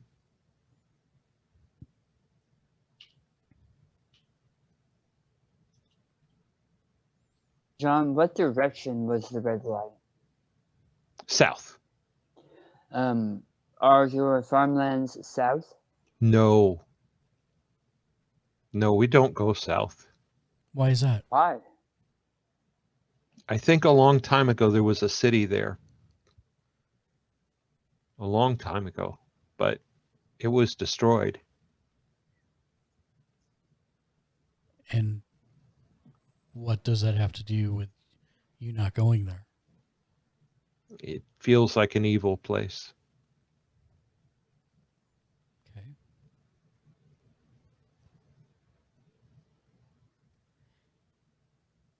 Has anyone new come to town since this started, besides us? No, just you. Is there a blacksmith in town? Yes, there's Bohuslav. Do you think he would still be at his forge at this time of the evening? No, I doubt it. Perhaps that's where we'll start in the morning. Z-Teach, you have any other ideas? I do, but I'll have to talk about it in the room. Got it. Sveta? I think we shall rest here for the night and start with the blacksmith in the morning. Very good. I'm going to make sure that we... did we get 1 room or 3 rooms? I don't know how many rooms are available. You can have 3 rooms or 1 room. I think I would prefer us to have 1 room. Okay. There's only 1 bed. That's fine. I'll sleep on the floor. I don't care. Yeah, Okay. Sveta has a bed. Generous. You'll have to grab the blankets and stuff from the other room. It's not really warm. well, The only heat in the building is down in the main area. I mean, we have space blankets, so it'll be fine. Okay. Because that was specifically something we asked for. I know, I remember. I know. That's why. So yeah, It's hilarious. We'll bed down in the, probably in our stuff. In fact, yeah, I'm gonna put most of the saddlebag rations or the saddlebag stuff in the bottom of the sleeping bags, and I'll sleep in the sleeping bag. Okay. With the space blanket, and then I'm also gonna take some. I want to look and see exactly what we have. Hold on 1 second. What are the infrared things you have? Are they goggles? Are they Yeah. binoculars? They are standby. They are exactly infrared distancing binoculars. So I would like to borrow those and take a quick flight and see what I can see of that town. Sure. There was a red light emanating from it while I was up high, as I mentioned earlier, but I'm wondering if I'm going to see movement, and I think these binoculars are going to be, or that your infrared binoculars are going to be better for that. Sure. And so Z-Teach will take the goggles and lead them to make beds, and he's going to go for a scouting trip. Okay. How are you dressed? In the winter clothes that Okay. we brought in from the horses. Okay. Right. Fair enough. All right. And so you fly up high and then you fly south. Yes. Okay. Well, it's fully dark now, and so it's certainly easier to see once you get higher, that there is a red glow around from the city. And you kind of goggles, no goggles, goggles, no goggles. I'm sorry, how was that? And even though you see a red glow, it seems cool. It doesn't look like there's anything on fire. You know, there's no bright IR signature. How close do you get? I'd like to, if I'm not seeing any heat signatures at all in the Well, I city, mean, the city is, for you, I mean, walking it would be, 30, 45 minutes. So for you, maybe it's 5 or 10 minutes to actually physically fly to the city. right? But I'm flying over the city. okay. So, Yeah. um, I want to see if it's a city that has been taken over by DBs or raiders. Or I got you. So when you get close to the village or to the city, and what are you, like 100 feet in the air, 500 feet? No, like 500 feet. 500 feet. So you're 500 feet, and you're close enough that if there were people, you would see them, but you're not at the city yet. Right. The first thing you see is it looks like, well, you've seen pictures of Berlin after World War II, just bombed, I mean, it just looks like this apocalyptic ruin of a city. There's not really a building standing. As if a nuke went off in the city. Hundreds of years ago, yeah. Okay.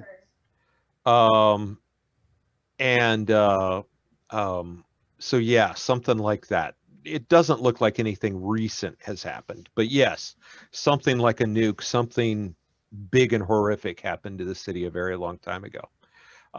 When you put the goggles on and you're looking, you really don't see anything, right?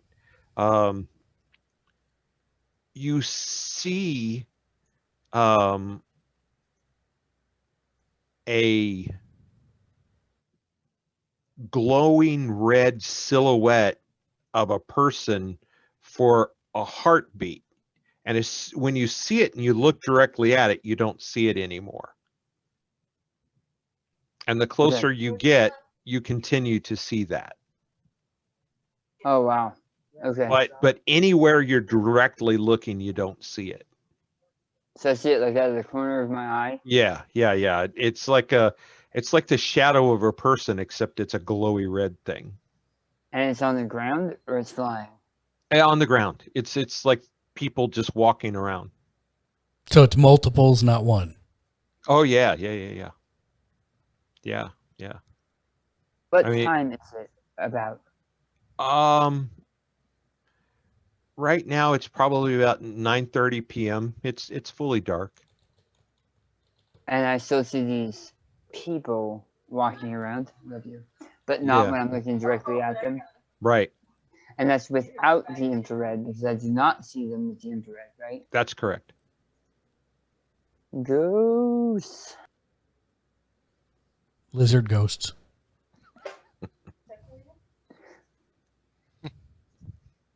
Yeah, that's cool. That's great. Lizard ghosts, wonderful. Spooky sleep stacks. All right.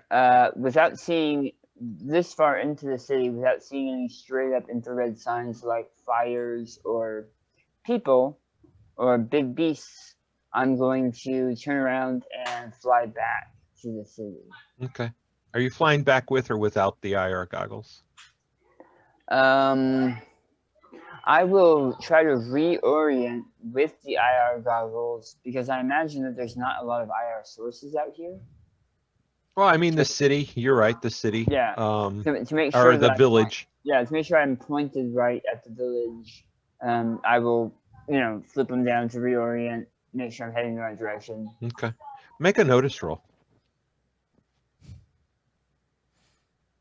You don't notice the giant kaiju that you've flown into the mouth of. I'm kiting a kaiju.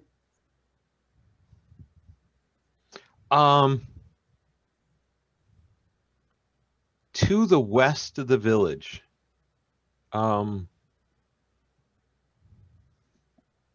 Between the swampy area and the village, but closer to the village, you see on the infrared, you see a bright spot. And it looks like a person maybe carrying two smaller persons. Away from or to the city? You're not sure because it's currently standing still. What's the range on our comms? Miles, you're good. Yeah, you're good. I'll drop a comm that says, I'm back. I think I saw ghosts in some kind of shadows or ghosts in the old city, but it looks like there's somebody out here taking kids or bringing kids to the village. I'll find out more in a second. Where are you? I'm going to respond. I am about... Or where is it so we can find it, if not you? Due west of the village. Due west of the village, about halfway between the swamp and the village. Okay, and It's how far? It's about 100 yards off of the road trail that leads out of the. So not far at all.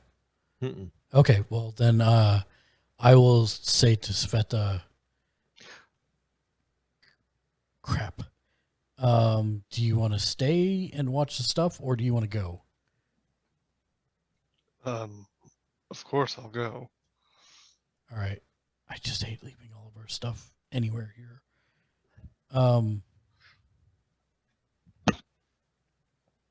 If you feel like it'll be in danger, I can stay. But you know what? No, what I'm going to do is I'm going to put a bug, one of my microtransmitters, in the room, in specifically our stuff. Right. And leave the channel open and go. Okay. Are you running or horses? It's only 100 yards, right? It's 100 yards off the north side of the road. It's probably 300 yards to where he saw them. Yeah, I'll grab the horses. Okay.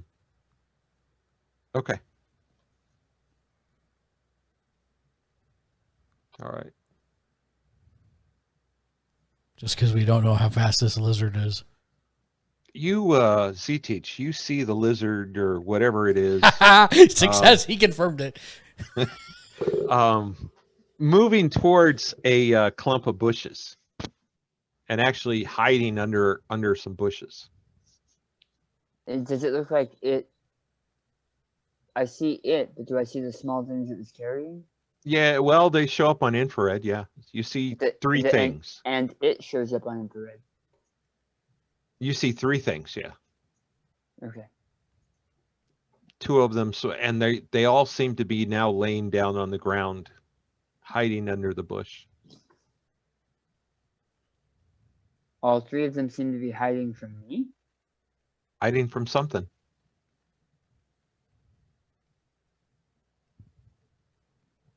I will pass that information to Sveta and Orith, that it is in fact a lizard, and that it does look like it has two smaller things, whether they're people or baby lizards, I have no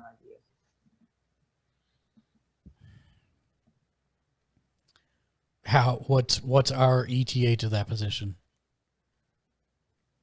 You can see them. You see the horses, and they're you leave town on the road, and Z-Teach can tell you when you're even with the bush. Okay.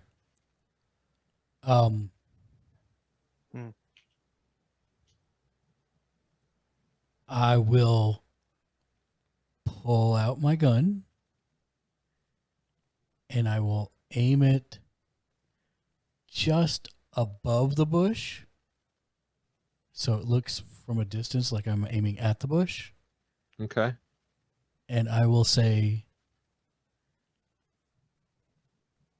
come out with your hands up. You have until the count of 5.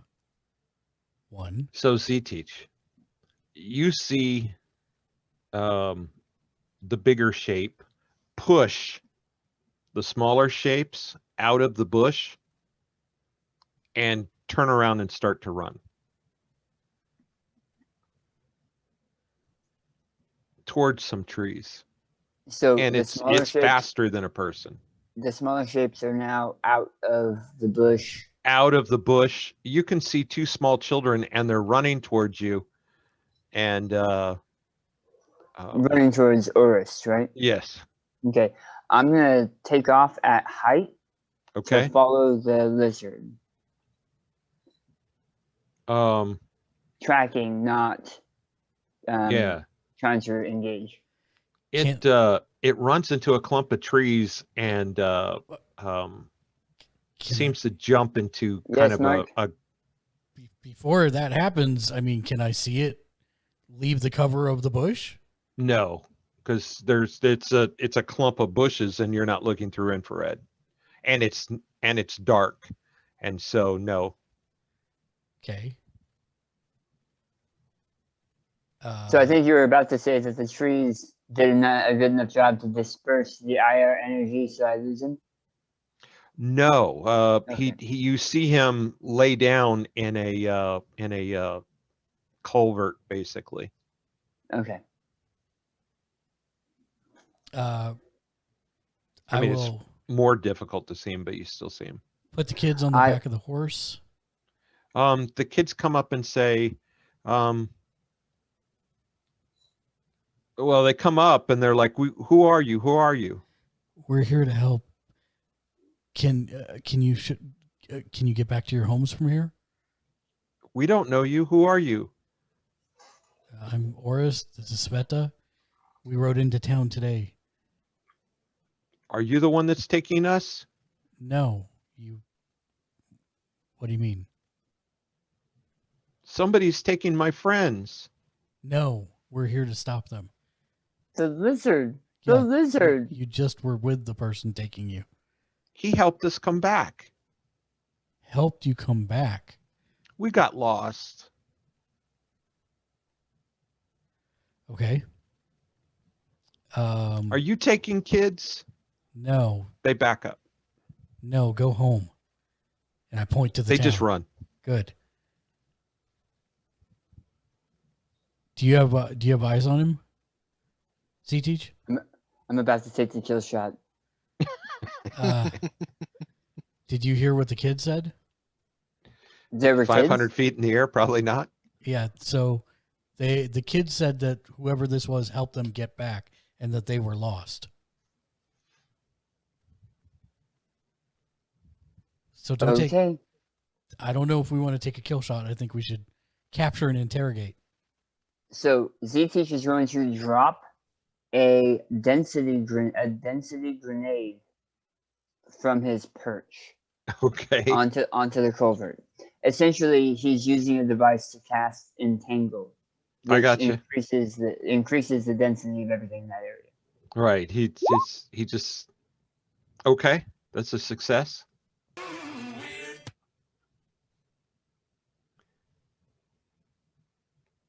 And you're on mute. There, the kids are in bed now, so hopefully that should help.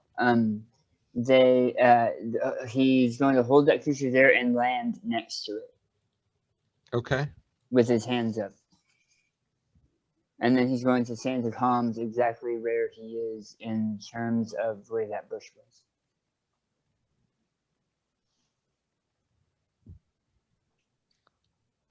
First, I thought that was a cowboy hat, and I was like, "What?" What? What's wrong with lizards wearing cowboy hats? It's riffs, man. It is actually. That would be so normal. Wow, that sure is a brute. Yeah, he's just kind of laying there. You can see that he's well, it's kind of hard to read lizard, but you're not sure if he's scared or mad but he's breathing heavy. Do you understand me? maybe he's shaking his head. It's hard for him to move. Well, I mean, it prevents, and all Entangle really does is prevent them from leaving unless they break the trappings. So he can fight back against the hardness 5 entanglement. Okay. Sveta and I are He closing. tries. He's not getting anywhere. He says, "Yes, I understand you." You were bringing those children back? They were lost in the woods. I helped them. The township has been losing people a lot, and they seem to think that it's something like you that was taking them. Children are precious. Why would we do anything to the children? I agree, but does that mean you've done something to the adults? No, why would we? We just live our lives. Have any of your people gone missing lately? In the last 8 months, 3 seasons? No.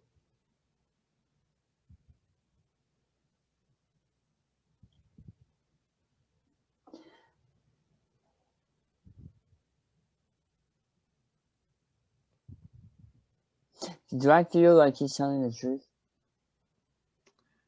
I don't know, make a something roll. Yeah, I was just saying the same thing. Spirit? I usually default to spirit for a lot of things that don't have a...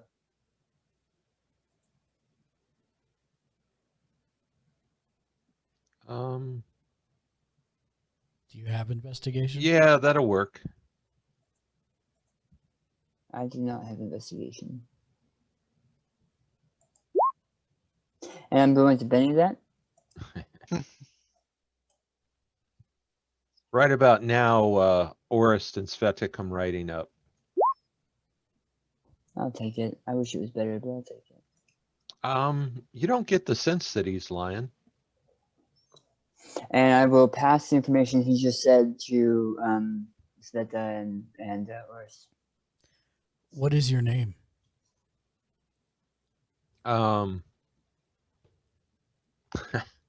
Wow, all the stuff I did before the session, I forgot to name this guy. Cowboy Hat is my name.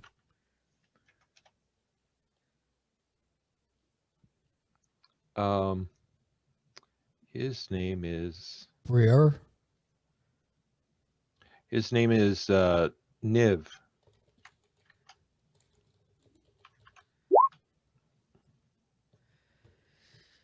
Niv, how many people do you have? Why would I tell you that? Well,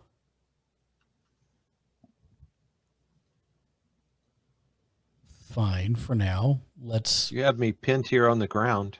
I'm Well, just trying to go home. You ran when I tried We to. just You just pointed wanna a gun talk to at you. me. We just want to talk. We're not pointing a gun now. If I help you get out, will you stay and talk?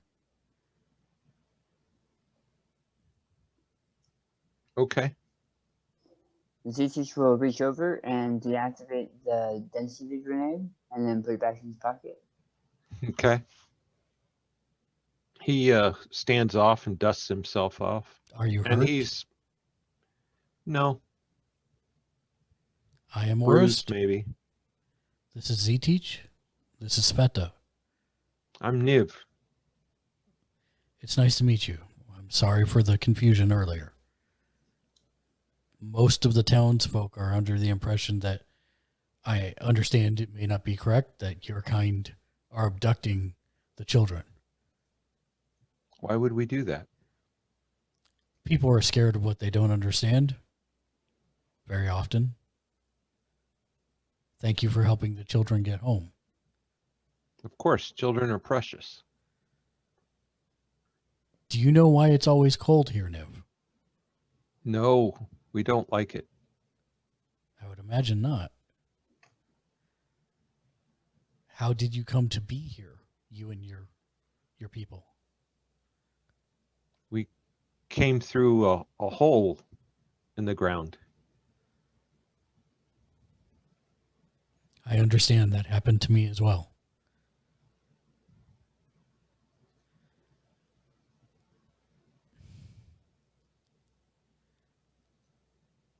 Do you know anything about what goes on in the town? No. We stay away. Where do your people live? I don't know if I trust you yet.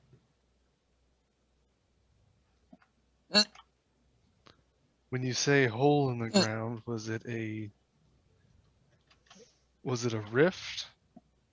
Or do your people live underground? We don't live underground.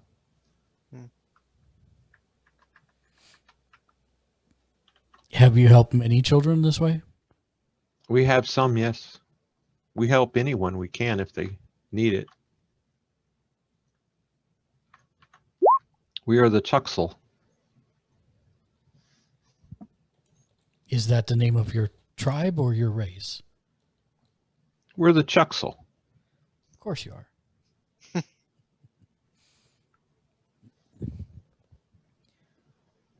Niv, have you ever, or any of your people ever spoken to the people in the town? No.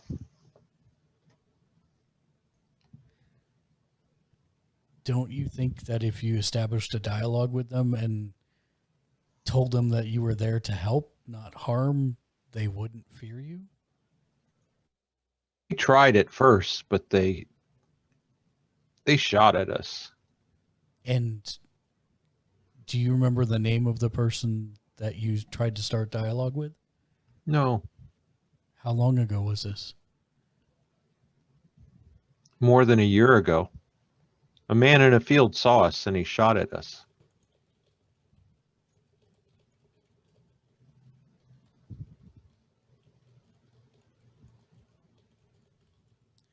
So I was running through the trees. So we are emissaries. Do you know this word? No. We speak on behalf of an important person. The person who is elected to run this entire country. Oh. And we are here in this town because we need help, but we also want to help the towns. Have the Chuxel ever run into men with, and I point to like the cybernetic parts of the horse? We've seen them, but we avoid them. Well, their leader has been disposed, and a new person who is good has taken his place to try and reduce the people with these, and I point to from being mean to the small towns in the area. If the Chuxel eventually want to be involved, this is something we would like to discuss in helping to make the rest of the country free as well. That is more for a later time. Right now, we are trying to figure out and help the people of the town with why it's always cold. Yes, we don't like the cold. I can imagine.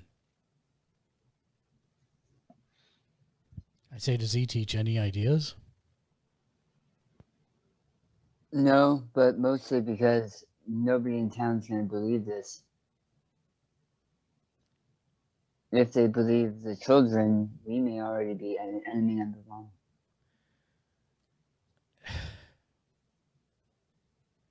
Niv, if we promise to protect you, would you be willing to visit the town leader with us and introduce yourself? We will protect you so that you will not get hurt. I think I need to go home now.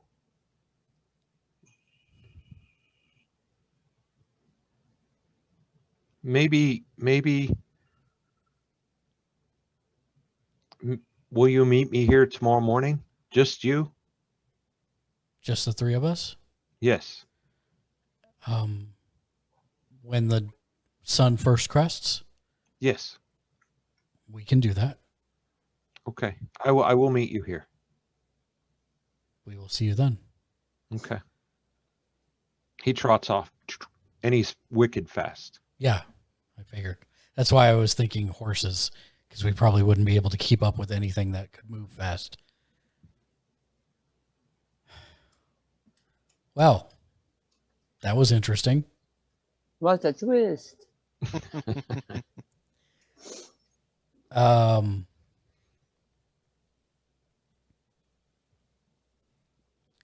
We'll go back. I mean, did you see anything else interesting on your... No, the town has something going on. The city has something going on, but I'm not sure how it might involve this. Unless whatever the things I saw are the things that are pulling on people, but it will take someone more steeped in the supernatural to figure out what those things were. I mean, we could ride out there tomorrow after we meet with Niv. True. Because did you get a rough count of how many there were? Hundreds. Unless they move super fast. I was flying over the city, and they kept appearing just outside my vision in the red light. Because earlier, Svetlana said that there used to be 80 to 90 people, but there's 50 now. So if something had happened to those other 40, I was thinking 40. But if there's hundreds, that's... Well, and my numbers may be off too. I was flying fairly fast trying to get back. Did you... What would be a good guess, John? Um,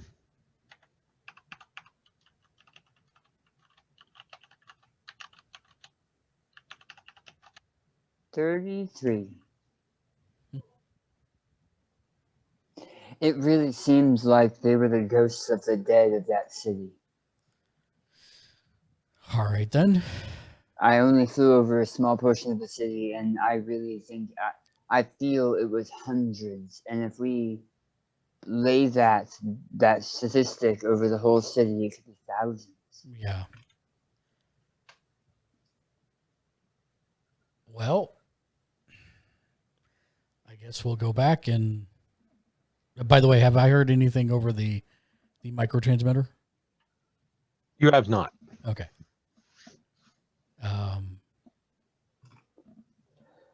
Well, let's head back and get some rest before we get burned at the stake in the morning by the villagers. All right. So, I think going to sleep for the night might be a good place to go ahead and break. Chris and I are in a different time zone than you two. I'm like falling asleep over here. That sounds great. Good place to end it. Yep. So there you go. Your characters go to sleep, and then Chris and I are going to go to sleep.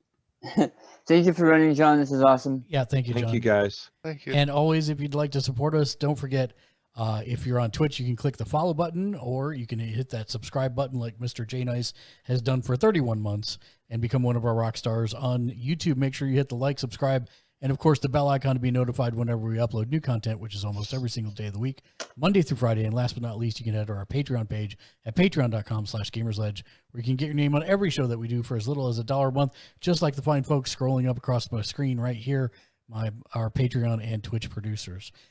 For Daniel, for Chris, for John, and myself, thanks for watching. Our next show will be Fun with Friends Friday, tomorrow night at 7:15 to 7:30 p.m.